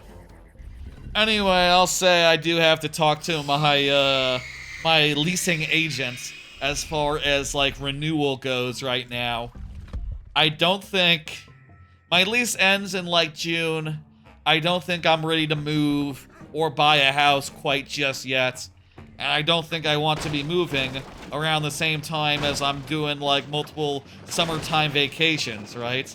Like, I don't want to be, like, setting up a house in, like, June, July, when I'll be doing a July trip in the middle of July, and probably also an August or September trip. You know, not as long, don't get me wrong, not as long as the trips in, certainly it won't be as big of a deal as the trip last year, which was 3 weeks long, but, you know, there'll be like a week that I'm out of town in July, and probably like a second week or so in August. One of those will be for a family reunion 1 week at the Jersey Shore type deal, and the other one will be for Epic Universe. You know, Universal Studios Epic Universe. Hearing previews are out from that. I heard Mike Minotti, guy who appears often on Giant Bomb content, got to go check it out and had some a podcast or something reviewing, or like reviewing impressions. But I didn't see those, but I didn't listen yet. But I did see that he said it was phenomenal and he had a hell of a time. I did see that at least, and goddamn, I'm excited about that. So, I'll say, like, I definitely want to talk to them as far as the sleep stuff goes, as far as this vibration shit goes. I want to talk to them and be like, hey, seriously, I want to renew, but can you please take this vibration shit seriously? Can you, like, go tune up all the air conditioners? Maybe it's downstairs apartments. My current suspicion is, like, yeah, the source of vibration in this apartment historically has been the AC. The AC just, like, making it rattle, like, apartment-wide, and sometimes even, like, doors. I hear it especially in the bathroom, right? By the way, you hit these in order of skulls around them. That's the fourth one we've opened the thing. When I'm in the bathroom sometimes, the doors, if the doors are closed, they'll just rattle in their frame because of the vibrations the AC sends through the apartment. And it'll do like a... It sort of sounds like that, just like on an interval. It's really annoying and really unpleasant. I really wish they put the AC in a separate room rather than putting it over the bathroom. I mean, come on. The bathroom should be the quietest place in the apartment, you know? It should be a place for rest and reflection. You know what I mean? Or like a luxurious bath, that sort of deal. And, you know, sometimes it's just so loud. It's like, okay, AC goes off. AC goes off until I'm done here. You know, let me enjoy some silence. I'll say for what it's worth, turning off the AC doesn't seem to help my vibration issue as far as bed goes, so it's probably like neighbor AC or something. Great. Something that's even harder to diagnose and, like, you know, harder to figure out, but I don't know. I'm gonna talk to them and see what they say, and if they don't give me a satisfactory, like, we'll look at it. I might have to move, like, as soon as that lease expires, because I'm sick of this. I'm sick of this. But if they can deal with it, I'll spend another 6 months and maybe move, like, November, December, or like, January, maybe. We'll see. I don't know 100% yet. I want to get a house. I understand that's a big commitment, and also, you know, if I waited another year, I could have more money for the down payment. You know, I could. Oh crap! I was hovering. I thought I could unhover. I just have to fire it off though. I could have more money for the down payment, and also maybe I could wait and see if like interest rates go down. I missed again. Thank you. I'm excited to get a house as well. I don't know what I'm going to do with, you know, multiple rooms of space. My plan is to get like an office set up. You know, do like an office situation where I'll do the living room same as here with the studio as part of there, I think. So maybe I should do it as a separate room. Maybe I should have a game room where I put my video games and stuff.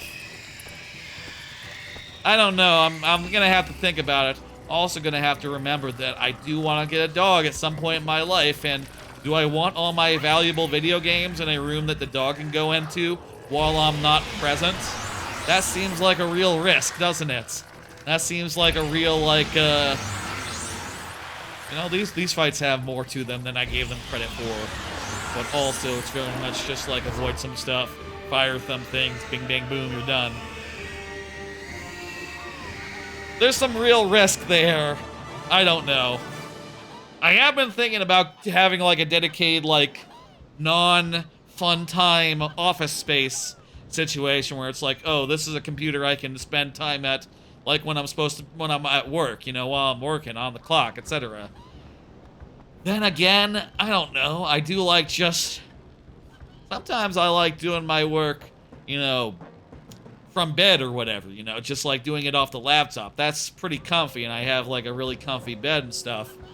So like, it's not, you know, and I can set it up like upright, so I'm even setting up now, so it's pretty nice. So do I need a separate office space if I wouldn't even, you know, I mean, I'll say like maybe that office space would have like a recliner in it, maybe it would have like some seats that would be comfy, not just like an office chair and that's it.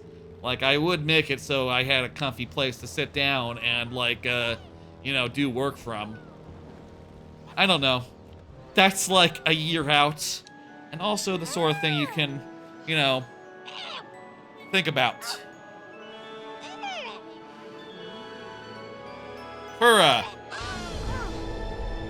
3 bedrooms is probably like the normal thing, right? Unless you're going for condo. In which case you can still get 3. This one's okay. He turns into liquid and then turns into his final form. It's a little bit underwhelming, honestly, but the effect is nice.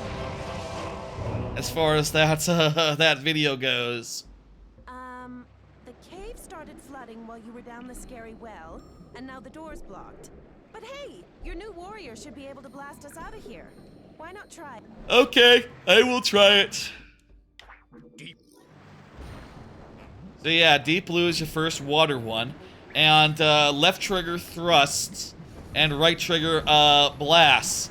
Oh, and by the way, you know how the camera controls are like non-inverted? Well, so are the swimming controls. This is a mistake that Rare made a couple times during this era, making it so that, like, yeah, to swim upward you hit up, and to swim downward you hit down. And you know, if you want to invert the camera controls, so be it, but you know, you're going to invert both camera controls, aiming controls, and swimming controls. You can change the way Kind of things are awkward. set up from here. Oh, that's left right. There we go. There's proper swimming controls. That said, I'm gonna have to switch this back every time I go above water because aiming controls. Ugh. Again, this Banjo-Kazooie on the Xbox also has the same issue. Banjo-Kazooie, Banjo-Tooie both. There needs to be different controls for swimming versus looking. It just makes sense to do up and down for flying. Pitch forward, pitch back versus like, you know, camera controls. I could also think of it like it's Super Mario Sunshine or something, and just, you know, adjust. The surface here looks really weird, doesn't it? Like, when I'm above, it seems like there's stuff that I'm not seeing, like, when I'm below. Like, look at that little tentacle thing. Maybe that's like a reflection. I guess that's like a reflection, and when you go under, you don't see the reflections no more. Awkward bit of translucency business here. Let's do another card. I got a number of extra cards. Catch up, or follow up on LASIK. That's right. Considering getting LASIK, if I'm punting on house, I want to get my eyes taken care of. And my thought right now is I would like to get that. I started looking around at like places, and also my insurance, and found like, oh, my insurance does offer like $1,000 off some like specific LASIK place. And then I looked up that specific LASIK place, and they were like, $1,000 off, our LASIK. And it's like, oh, this isn't so much a deal that my company got for me, my work got for me. This is something that they literally offer anyone. Okay. Well, maybe the one that they're offering is, like, specific to this month, whereas the one that my company got me is, like, you know, all time, or, like, this year. But also, I feel like, odds are good that if you just... I feel like odds are good that they will have another similar offer next month, maybe. In which case, like, yeah, nothing special. Anyway, I've scheduled a consultancy thing for that to have a free consultation or whatever. I'm gonna have them look at my eyes and tell me what the damage is. And probably also going to pop into a couple other places, same question, you know, and figure out like are there any optional collectibles to get here? I guess how can there be? You can't become Lady in a water place, and you can't get a skill fruit if you're not Lady, if you're not Kameo. Okay, we're almost home and dry. If you like being dry, that is. The door is rigged up to the water wheel, and Deep Blue should be able to make it spin. Okay, now this is awkward. So yeah, gonna go in and get an estimate later this week, and then maybe I'll go to some other places as well. Deep Blue starts off with only one non-underwater ability. Little awkward, but we'll definitely get some more. Anyway, I'm gonna have them tell me the damages, and then like pretty soon here I'll look to get some LASIK, one way or the other, depending on like, you know, I'll say I don't know like which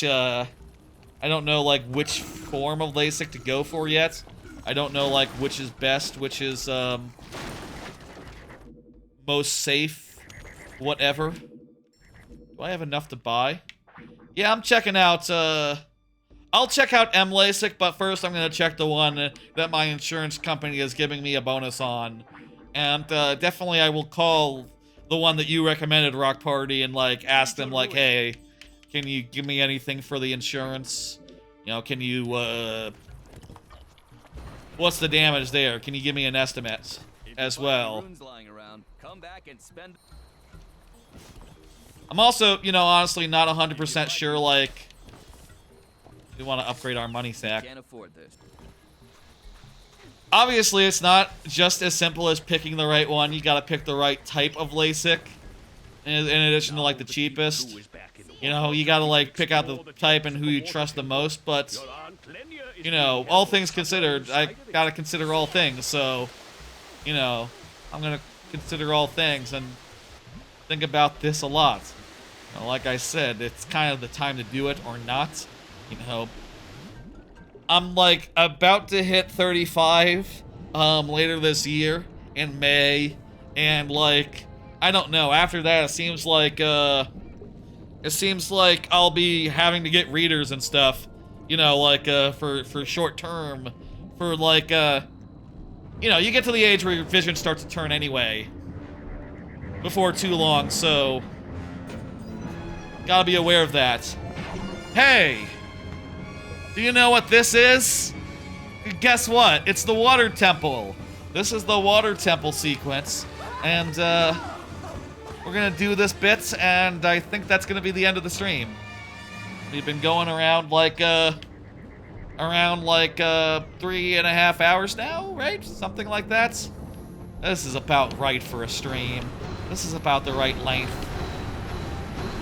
for a playthrough stream. Honestly, I could go longer, but you know, 2 hours, a little short for one of these. 3 is kind of, I wouldn't mind a 3-hour one of these. 4, just about perfect. Feel like we're gonna be about the 4-hour mark once we're done with this section, which I remember being a little bit long. A little bit long, a little bit hard. Let's see how it goes. Maybe I should have bought a health upgrade while I was at the store earlier.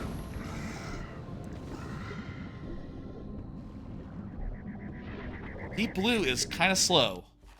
I wish I had skill fruits so I could upgrade Deep Blue. Deep Blue has some cool abilities like Drag Pool and Slick Jet, which lets you do oil with left trigger. What the hell is Splashdown? Splashdown dissolves into liquid form with just tentacles protruding. You can grab guys and like fuck them up. While on land, okay, I'm a little confused. Drag Pool. What's the difference between Drag Pool and Splashdown? Maybe this is underwater? I don't know. But these moves are all cool, and they turn Deep Blue into, honestly, a better character. You know, I think Deep Blue is kind of like the least good, the most clunky of the guys of the elemental warriors. But a big part of that is the fact that you don't start out with any of his good stuff. You know, just literally swimming and blasting and spraying. You can't even spray the good stuff. Oil, specifically. If you're wondering what I mean by spray the good stuff, I mean oil, nothing weird.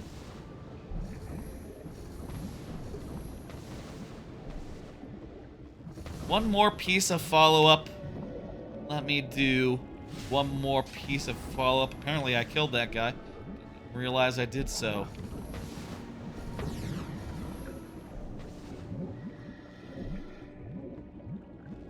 Oh great, now I have to wait for my thing. At the very least, thrust doesn't consume energy, so you can always just move around freely. It's so slow. It's so slow moving around as this guy.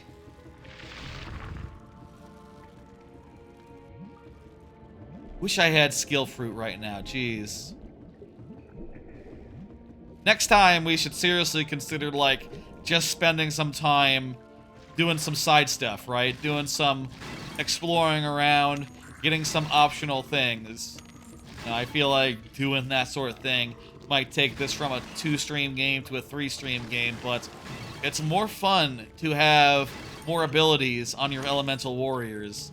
I think that is, also, we can invest in more energy, which will make us so that we run out of energy less. There should not have been energy in this game. That's one thing I am seriously thinking. A serious criticism I have playing this again. Okay, a water guy, or a fire guy. This is like one of the best use cases for Deep Blue. Let's see how Deep Blue fares.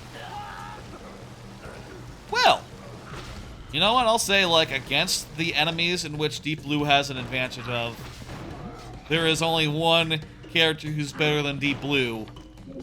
Well, I guess that's the case with every, like, elemental warrior, you know. Fire guys have an advantage against specific guys. You know, there are elemental advantages in this game for sure. And, obviously you can usually use one or the other to get that elemental advantage. One water or the other water. I'll say the other water is one of my favorites, so, you know, look forward to that next week.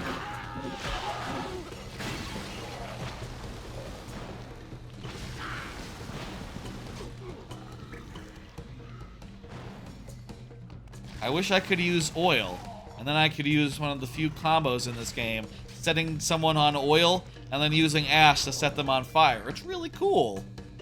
Really cool. Genuinely.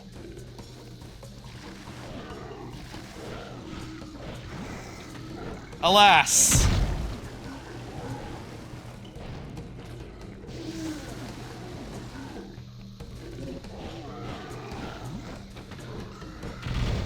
Man, the whole energy thing. Wait, do I need to, like... Do I need to, like, set him... douse him, and then, like, hit him again?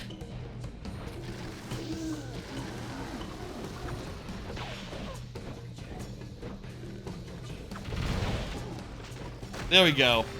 Yeah. Douse him and then hit him again. For most enemies, Deep Blue kind of can't do damage unless you combo him with another dude, or you use, like, one of his advanced abilities that we have to pay for. I think it's a damn shame. I think that's, you know, Deep Blue has some cool stuff, but they hide it, man. We didn't even get a skill fruit for, like, going through his, like, initiation thing.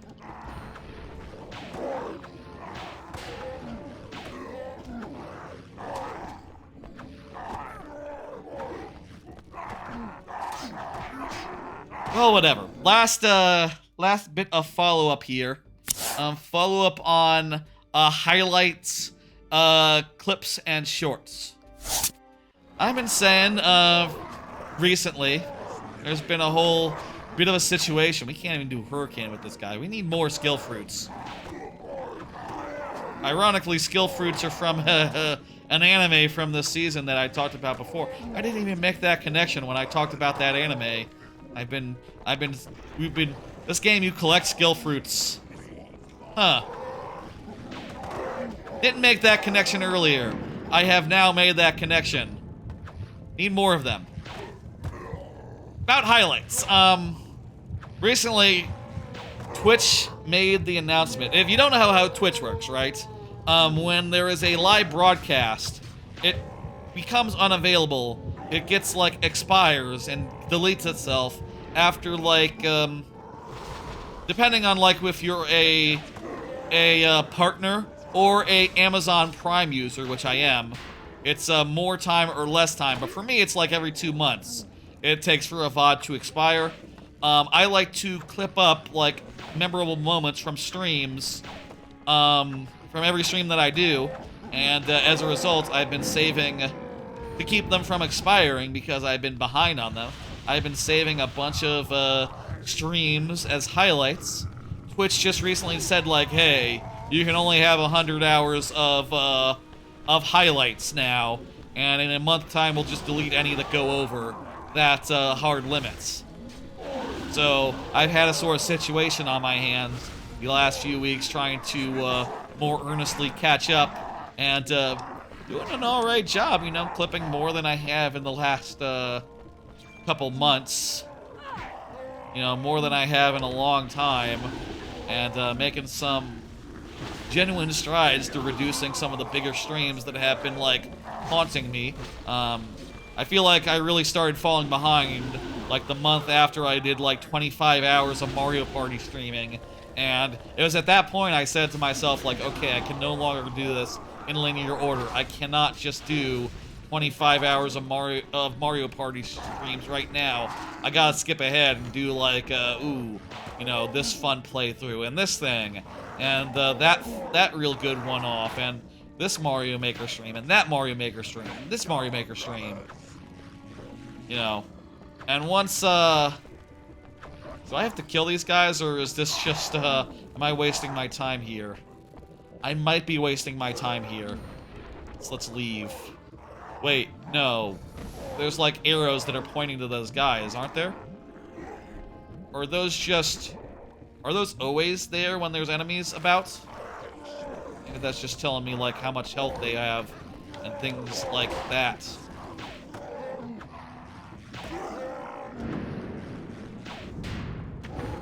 I bet they keep on respawning. Let's leave. Anyway, been working on that, going through VODs and deleting them as I can, but I got to a point where, I finished off those Mario Party ones, finally, like, those Mario Party Extra Live streams from 2023, finally got those all finished, and, you know, that's one thing off my chest. And I decided that after I finished those, I would start doing, like, all the playthroughs from last year.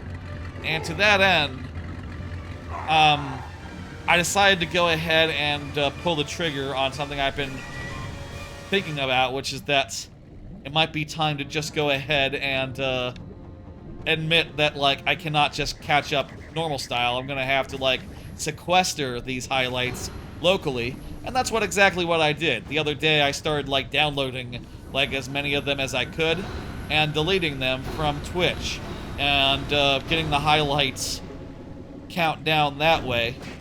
And turns out that my terabyte SSDs, with my 2 terabyte SSDs that I have, I can actually store like, you know, all the...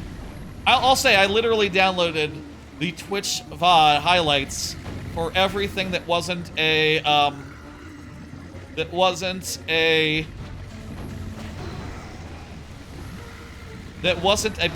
stream. So I left all the playthrough streams, and also I left the one Sonic Adventure DX stream that I also intended to do before doing the playthroughs.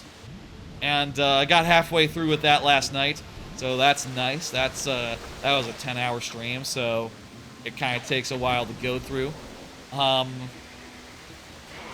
at 127 hours, which is 27 hours over the highlight limit, but, you know, with that, I'm pretty sure, like, I can get that back to normal. I can get that under 100 hours. Like, you know, just going through like one stream per of the playthrough streams. I think that'll mostly get it under the thing. That'll mostly get me under the limits, and then I can just re-upload as needed and like clip accordingly. Which I'm going to try to make a genuine effort, like, into the future, catch up, you know, and hopefully get to the point where I'm just doing it for current streams only, at which point I can fucking relax and, you know, not worry so much about making work for myself. I'll say, like, having that ever-increasing backlog that's, you know, before I deleted all those highlights, it was like 500 hours, something like 500 hours worth. Doing a big, long event stream kind of has the side effect of being like, okay, well, I'm making that much more work for me down the line. You know, I gotta think about this. Do I really want it? Is this a good use of my Sunday that I could spend sleeping to, like, do a big stream? In some cases, yes. In other cases, maybe just hold off until things are looking a little better. I'll also say, like, way back when, I used to do 3 streams a week. And I dropped the 2 streams a week around the time I fell behind, thinking like, okay, well, if I drop the 2, that'll make it a lot easier to catch up. But, you know, it hasn't really manifested that way quite yet because, you know, I with the extra time that with the extra time not streaming, it's not like I haven't, it's not like I've just, not like I'm using that time for, like, catching up type things as much as, like, would be required to get me day and date, but it's a whole process. I'm working on it now and, you know, making smooth progress, and also every time, you know, I'm going through and I'm clipping stuff up, right? And also I'm, like, exporting things as shorts so that the YouTube can have good short-form content that hopefully does well. Sometimes, you know, I'll say there is a factor of algorithm where, you know, you can't count for... I just believe in doing... I kind of just want to say fuck it to the algorithm and just, like, do whatever I think is good, right? Like, well, the algorithm doesn't seem to think that anyone wants to see Mario Party shorts. But this really good Mario Party moment, what the fuck? It's a really good Mario Party moment. You think a funny bit about me playing like a, I don't know. I stand by those shorts, even the ones that the algorithm doesn't favor with its blessings, you know? Algorithm's a weird thing. I feel like, you know, I've said this before, but I feel like shorts are an easy way to start understanding, like, why big YouTubers, like, hate the algorithm, right? Because, literally, depending on, like, how the algorithm treats your shorts means the difference between, like, you know, 100 views and 1,000 views when you're small, right? Or 10 views and, like, 10,000 views, right? Like, you can put up a Mario Maker short and it'll be like, you know, like, oh, crap, 50 likes, look at that, easy, easy. You can put up another Mario Maker short and it'll be like, 2. Oh, because it showed it to 10 people, okay. It had a reach of 10. It's just not showing it to anyone. And, the metrics are good, so what the fuck, YouTube? Just needs a better title? I don't know. Algorithm fucking sucks. They should make a better algorithm.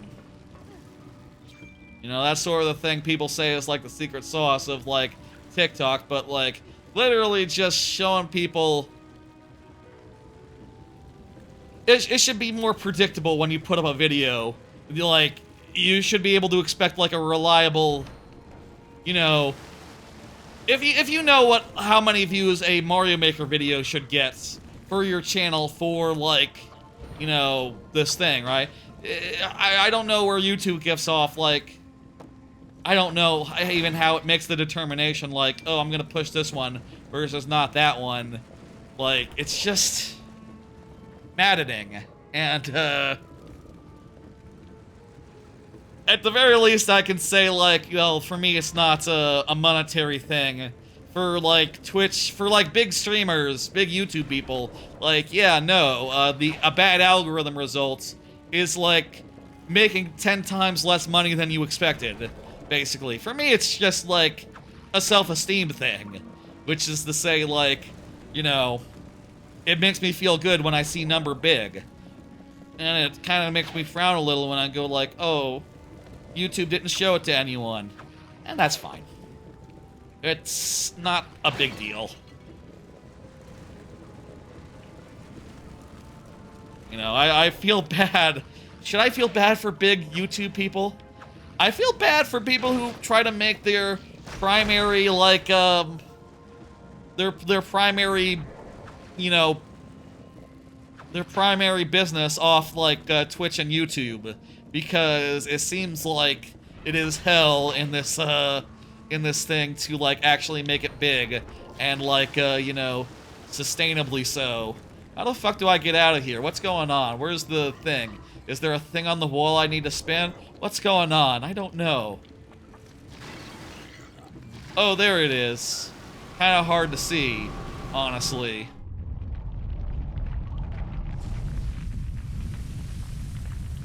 You know, I'll say, like, I got a day job, and my day job pays pretty well, you know. I don't depend on the stream for monetary purposes, though I appreciate the monetary business that people, you know, I appreciate the subs and the support and stuff. For real, 1000%. But, like, you know, I couldn't live off it, and I certainly couldn't buy a house off it, you know? I wouldn't feel bad about the biggest YouTubers, such as Mr. Beast, but for smaller channels, yeah. There are, like, you know, YouTubers who you care about who are, like, you know, for full time, but aren't necessarily making the big beast bucks.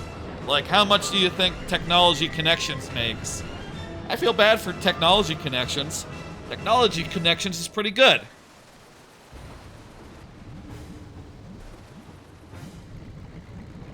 A mid-tier, like, streamer, YouTuber. Mid-large tier, full-time and popular, but, like, not necessarily going out and buying boats, you know? I mean, I don't know what Technology Connection does, or spends money. People buy boats with their money. You can even join, like, a boat club and get, like, access to rental boats. My brother-in-law, he was part of a club like that for a while. He used to take us out on the lake every now and again. Isn't part of that club anymore, though, so, like, you know, not, recently, but, like, a year ago, yeah, sure. You can do boating for, like, relatively affordably, I'll say. Unless you want to own the boat, like, you want your own Stugats, you know. You want to have your own private boat that isn't like a part-time thing.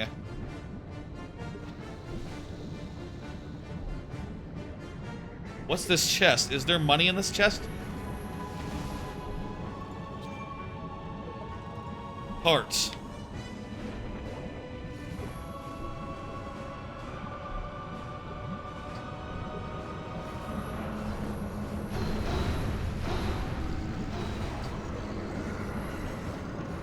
I'll say the YouTube's doing well. It keeps on getting subscribers at a nice steady clip. I'm like, you know, just hit 400 a couple weeks ago. And now I'm like, you know, partway to 500. What the fuck? Keeps on going. It's growing at a faster rate than the Twitch is, so it'll probably reach 500 before Twitch hits 1,000.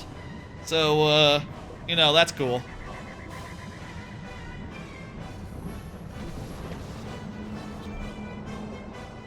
I think shorts have been a big part of that. You know, I feel like, I mean, honestly, like, before I started doing shorts, it was like, I was like at 100. Like, I think I got to 100, like, right after I started doing shorts sometime last year. But also, I'll say, like, if you look at the metrics, the live streams probably contribute, like, half the, subscriberships, you know, after the new subscription, so... People are subscribing for the main stuff. It's not like, The thing about shorts that I think are weird is that I don't know that they necessarily, like, go out and show... You know, I don't think that... I don't know that the people liking and seeing my shorts are necessarily the same people every time. You know what I mean? I don't think necessarily it's like, just my viewership. Though, also, maybe I'm just thinking that because originally when I looked at the metrics and I saw, like, a subscribers thing, I was like, oh, how many subscribers? I thought that meant how many subscribers watched this short. I think what it actually meant is how many new subscribers did this short make you, which is a different metric. And not at all, like, one that would tell you, like, new versus returning viewers, but, I think mostly, like, it's just random people for shorts. I don't really understand where people are seeing the shorts, to be honest. I mean, when I look at shorts, I don't see any shorts that are like mine.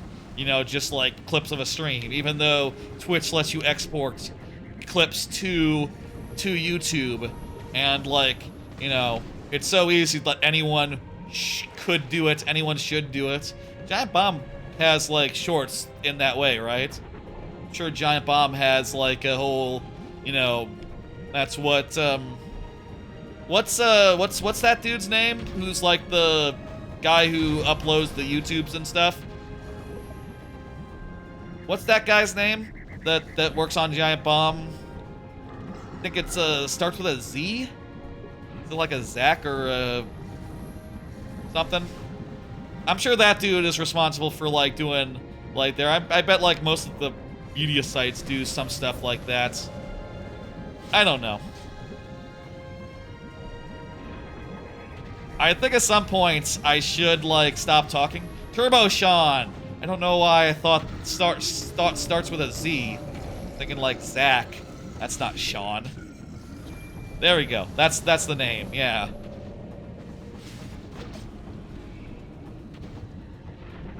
Don't know why I was thinking Z, but whatever.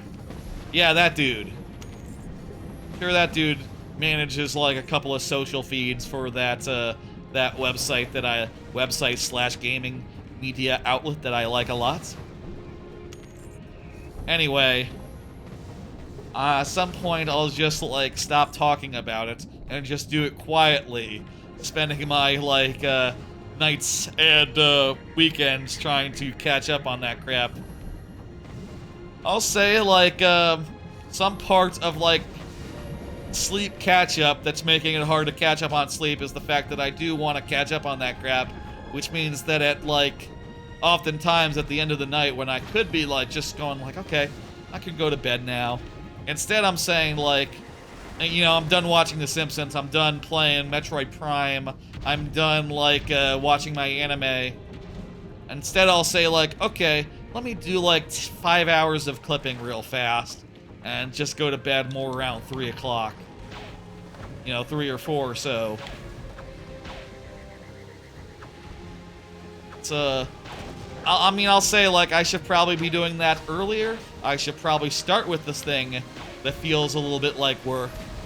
You know, but also, I don't know, you know, I like to do the fun stuff first, and then somehow I have energy at midnight to do stuff. And I'm just like, okay, it's time to be productive now. I don't know.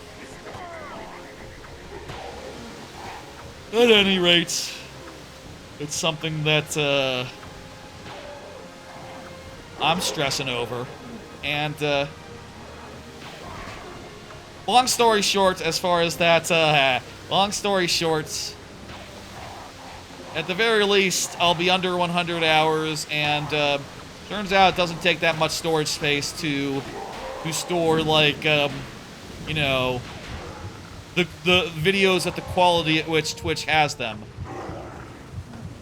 Like, literally, they all fit in, like, a, they all seem to fit onto my 2 terabyte hard drive in, like, maybe 600 a terabytes worth of that, space, which I wasn't using anyway. So, that's nice. That's good. I have one last card. We're about to fight the boss, I think. How do y'all spend your weekends? I've said that I would like to, you know what, while we're doing this, we should look at these alternate skins. We didn't look at alternate skins for, Major Ruin or, the other one. I said before that, like, I've said many times that I usually go over to the folks' house on, Saturday, do, like, family dinner, and also watch some television show. Watch the episodes 3 and 4 of Succession, by the way. That show's good. That show's good. So Saturday, family day. Sunday, I would like to spend it, like, catching up on this bullshit, doing productive type stuff. But man, I'll tell you, I just like to sleep. I just like to sleep the fuck through it. This weekend, I went to sleep at, like, early. Relatively early on Saturday. I went to sleep at 2 a.m. I could have stayed up, but I didn't. And then I slept. Also until 2 p.m. I got like 10 hours of sleep, apparently, according to my watch, during that time. So, you know, I just like to sleep through Sunday, actually. Whereas, like, if I could just spend, like, an entire day just, like, you know, watching anime, clipping stuff up, I bet I could do more than I can do on a weekday, but, man, it's just like, that's the day where it feels good to catch up on sleep. This skin is a reference to Conker's Bad Fur Day, the egg in that. You'll see when we play that. This is a good one. Some days you have to work, but when you don't, you do workouts and try to spend time with friends. That makes sense. Like, one day for social stuff. You know, for me, that's exclusively, like, family stuff, but, you know, one day for social stuff, one day for rest makes sense for me. Though, you know, maybe I should just be sleeping every day. I don't know. I like to stay awake. I like to be productive. I'll say I don't do any sort of productive stuff after these streams. Like, once a stream is over, it's like, okay, this day is spent. I gotta upload the VOD and do that whole business. But once that's done, it's like, nah, man, nah. It's like 1 a.m. probably at that point. Right now it's midnight, so, you know, by the time we're done here, it'll be like 12:30. It's a good one. I think this is the best of the Christmas ones. I think the Christmas one is the best in this case. We're just gonna go with the default though. And as for Deep Blue, let's see. This one kind of looks really cheap to me. This fire hydrant and vest situation.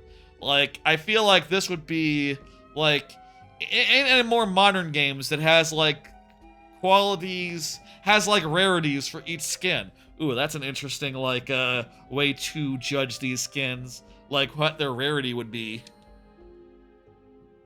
That one would be low. This one's like mid. This one would be rare.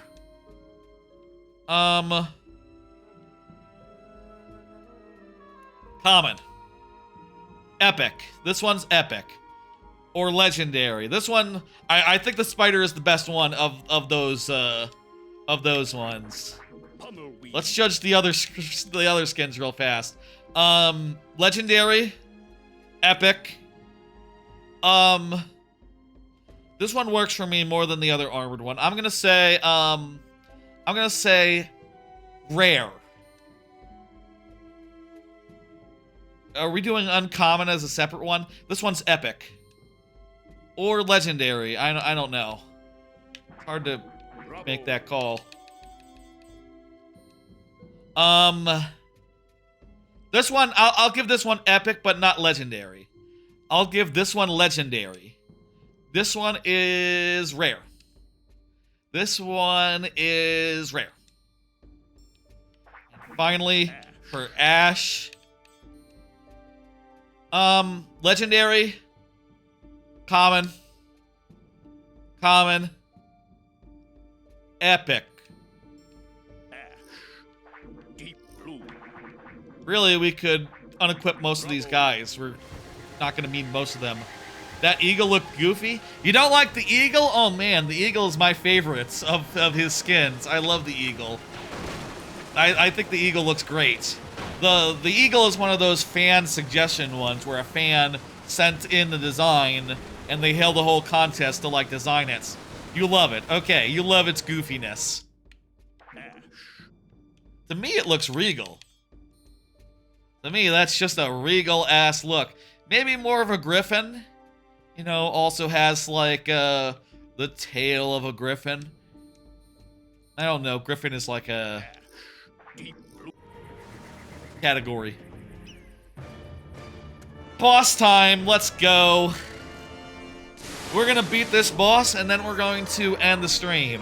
And, well, I think we're about halfway through this game.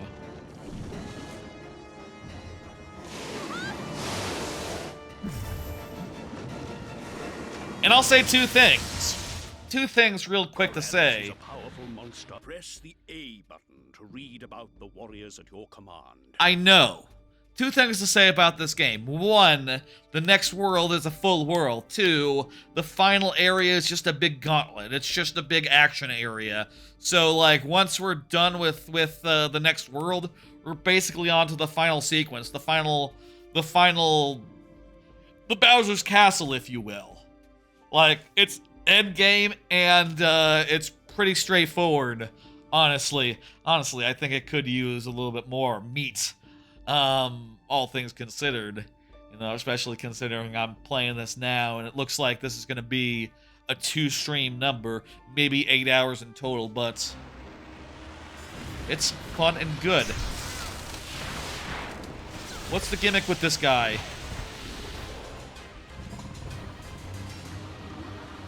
I'm thinking next week will be the final, so look forward to that.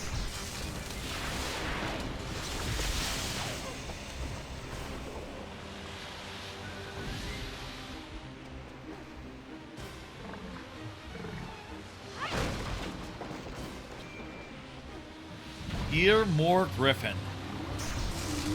Yeah, more Griffin. Gotcha, gotcha. Oh, I know. We need to, like, get these bombs into his face. We probably should start with, start off nearer. There we go. Perfect, perfect. Oh, also the boss meter is beyond my head. That's fine. I'm okay with that. That's not a huge problem. Oh, we need to go for a swim. While, it's under there.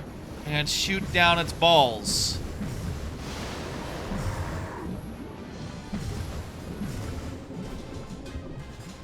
I'll say, next time, we should probably do a little bit of side stuff before we go and finish the game. I'll say that.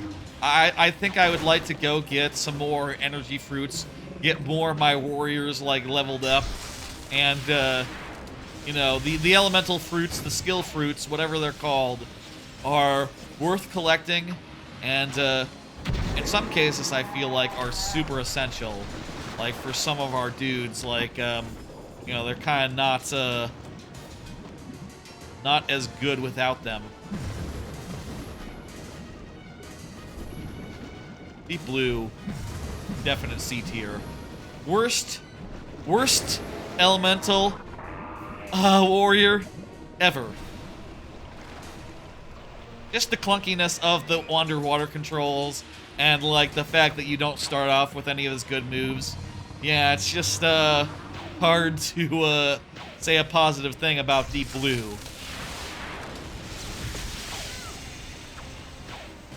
Oil is cool, but you have to unlock it.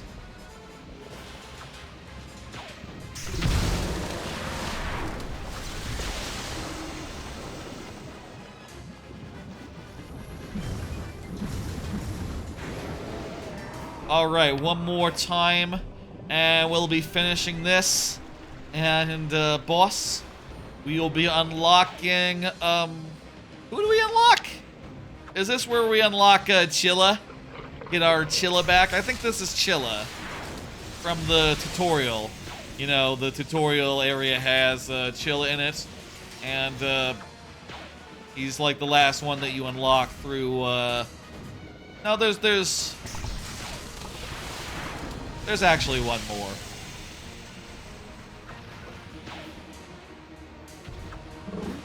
There's a couple more. We've gotten, I think, half of them.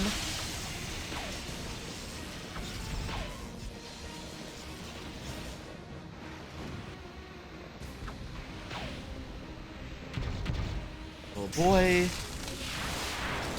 I'm all out of energy.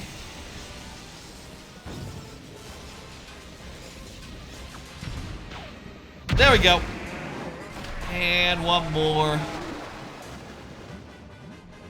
If Deep Blue swimming felt better, if it was like more like as good as Banjo-Kazooie swimming, let's say, and it was properly like you know, allowed you to have different inversion for like swimming versus camera controls and aiming, then Deep Blue would be better. I think there's good things about him in combat, especially when you get oil and the tentacle abilities. I knew you'd save me. You have always been noble and courageous. Not like that cowardly sister of yours. I'm ashamed to call her a relation. And So she's anti then, I guess. For I believe deep. How could she possibly? How could she possibly believe? Is all right. Yes.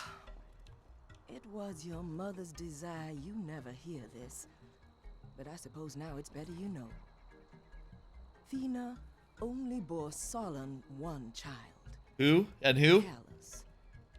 Though you are as much a daughter to her as any blood relation ever. Oh, so we're not a blood relation. And she was jealous of I don't us. understand what you're saying.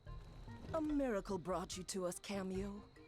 Thena then adopted you as her own and raised you as such. Oh, your mother wanted your life to be perfect. And to shield you, she swore us all, including your sister, to secrecy. The attention Thena lavished on you bothered Callus, of course.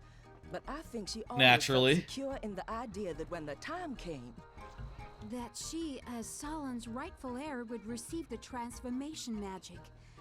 I see, but I still don't understand.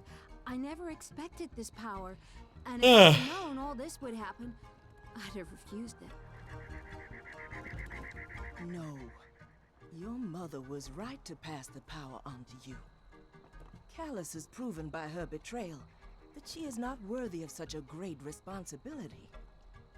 I know you care for your sister. Move it along. Move it along. So do I.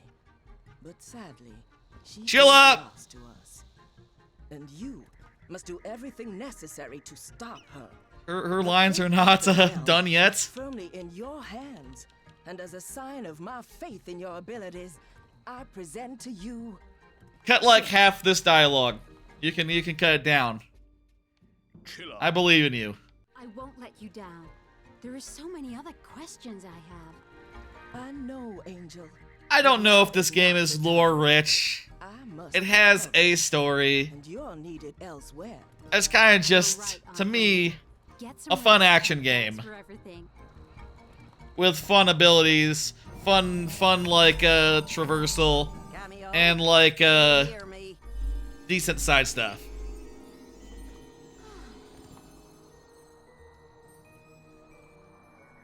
Well. Yep. I already had a cutscene. You can just tell me where to go next. And you'll need it. I've had visions of Thorn building yet more weapons of war. Can't quite make out what exactly. Well, they're gonna be bad, yeah. When the time comes. First, you must find Yaros. I refuse to let a single elemental sprite fall into Callus's traitorous hands. Yes, find our third family member. He is the last who needs saving. This is not General Scale's servant? Yeah, kind of similar to General Scale's to like a dinosaur plant type NPC. I can see the definitely a dinosaur type looking reptile type. Yeah, kind of reminds me of the shopkeeper from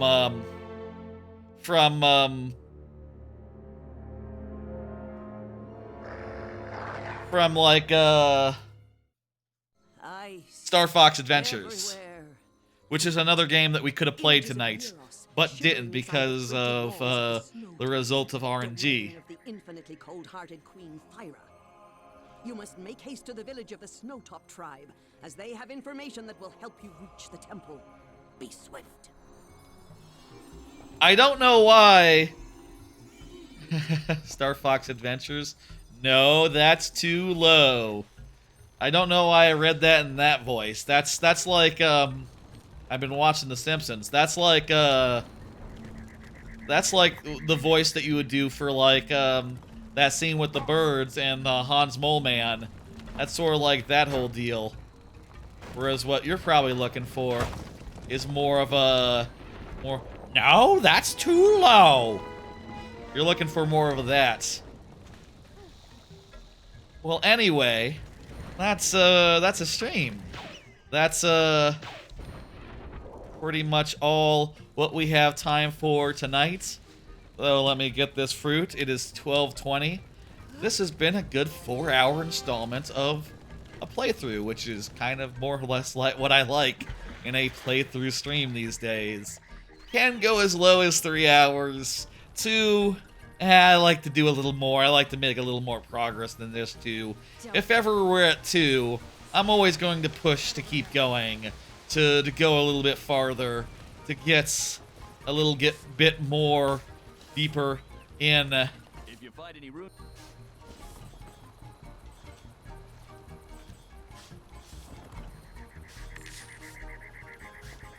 Which, all that to say that, you know, it's a good time. Let me go to that house with the guys in it. I think I might be able to kill them now with Chilla, who, let's also look at Chilla's skins real fast. Suit? I don't like that one. Santa? That looks a little awkward. It's kind of the best armored skin I think we've seen. Mummy is pretty good. I think Mummy works. Mummy's the best one there. By a landslide. Let's go to the entrance of this place. Go into this one building that had like a ice situation that we couldn't deal with because we couldn't freeze the enemies. This guy sells scrolls or something. He's not who we're looking for. I'll say again, I was really impressed the first time I saw these like organic squishy houses. This really impressed me in 2006. It was a very impressive thing. Like, my god, look at these textures and all the detail. My god. That might be funny to younger people, but the 360 was damn impressive. Can this freeze these guys? No. Dang. I can at least try, like, no, not fire either. I can try spraying them. Oh, hey, that works. Throw them onto back and throw that guy into wall. Spray. Pick up. Wall. There we go. And we got a skill fruit. Let's unlock one more thing with these 2 skill fruits that we've just gotten. They're elemental fruits. I should stop calling them skill fruits. Skill fruit just makes more sense. Maybe because I've seen that anime about skill fruits recently. I don't know. Let's it's very tempting to unlock the Cyclone Spin, which Major Rune really could use, but also Deep Blue needs like the oil spill ability. What do you not have? Charge up an ice spear from his back until it's enough to instantly freeze an enemy. That's optional. Spike Storm. Basically pounds the ground and makes ice things fall.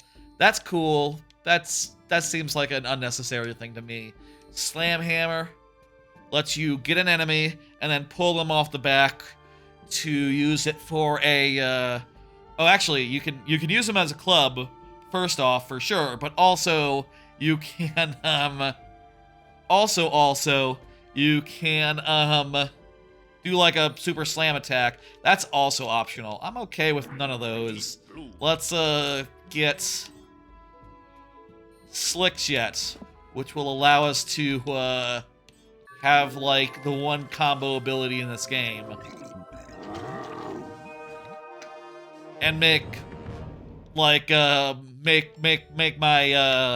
Deep Blue somewhat good. Okay, here's how you want to use Deep Blue once you have these two abilities. Look. The left trigger now does oil, and you can light that oil on fire with your Flame Man. Well, maybe you can't just do it in isolation. Maybe you need an enemy to spray. Well, whatever. We'll find an enemy to spray next time.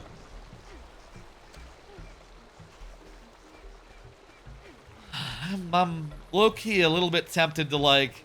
I could go for a little bit more running around, trying to find a few more skill fruits. You know... Maybe I could hit some explosive... You know what? One more thing I'm gonna do. I'm gonna... I bet there's an explosive I can roll into there. You're gonna head to bed? I am as well, in about a minute. Let me first...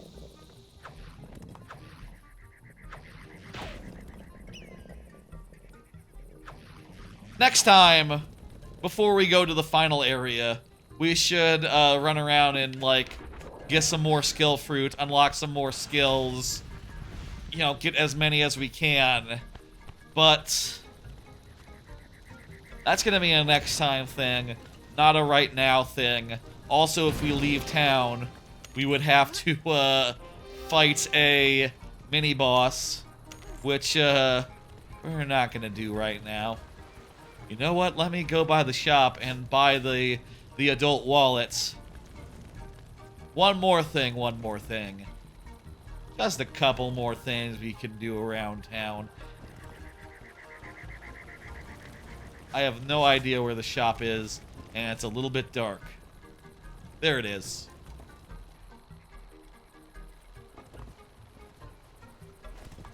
If you find any... There we go. Largest thing. And now we can't buy any more wallets. Perfect. Great. Lovely. Okay.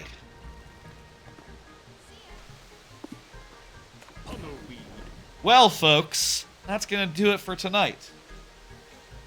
Let me make myself big and pull up the old schedule. Get out of my way. I'm not in your way. You're in my way. NPC person. I'll just go over here then. Well, folks, we've had a good first stream of Kameo and basically made it like halfway through the damn game. We're at the halfway point right now. Probably a little bit more so because the last world isn't really much of a full world, but the next world is kind of elaborate, so do expect it to take a bit longer than the first two, let's say. It's possible that we could end next week just doing that third world and then come back, you know, a week later to do the final stream, but you know, I'll say right now, what's for sure is that we will be back next week. We will make more progress. We might even finish it. To be determined. We'll see. And you know, that'll be nice. After I finish, there will be other playthroughs, you know, like I have 3 other playthroughs that have yet to come up like Conker's Bad Fur Day and Star Fox Adventures, Dinosaur Planet, and the Mystery Game. But we'll find out about those, like, in a couple weeks' time, I think. In the meantime, next Friday will be viewer levels, as per usual. And, next Friday will be viewer levels, as per usual. And next Tuesday will be more of this game, Kameo, Elements of Power. And, maybe finishing it? Maybe not? We'll see. Let me see who I want to send you to. Anyone watching on the Twitch side, where raids are easy. A lot of people streaming. Takayoshi doing viewer levels. Sure, why not? That sounds good. I'll send you to Takayoshi, who is doing Mario Maker 2 viewer levels, which is the thing I'm going to be doing next when I'm back on Friday. How about that? In the meantime, folk, the VODs will be going up on the VOD will go up, soon enough. They'll be shorts every day. And, give your love to the VOD. I'll see you on Friday for viewer levels. And then for, more Kameo next Tuesday at 8 p.m. Central. Viewer levels at 6 p.m. Central on Friday.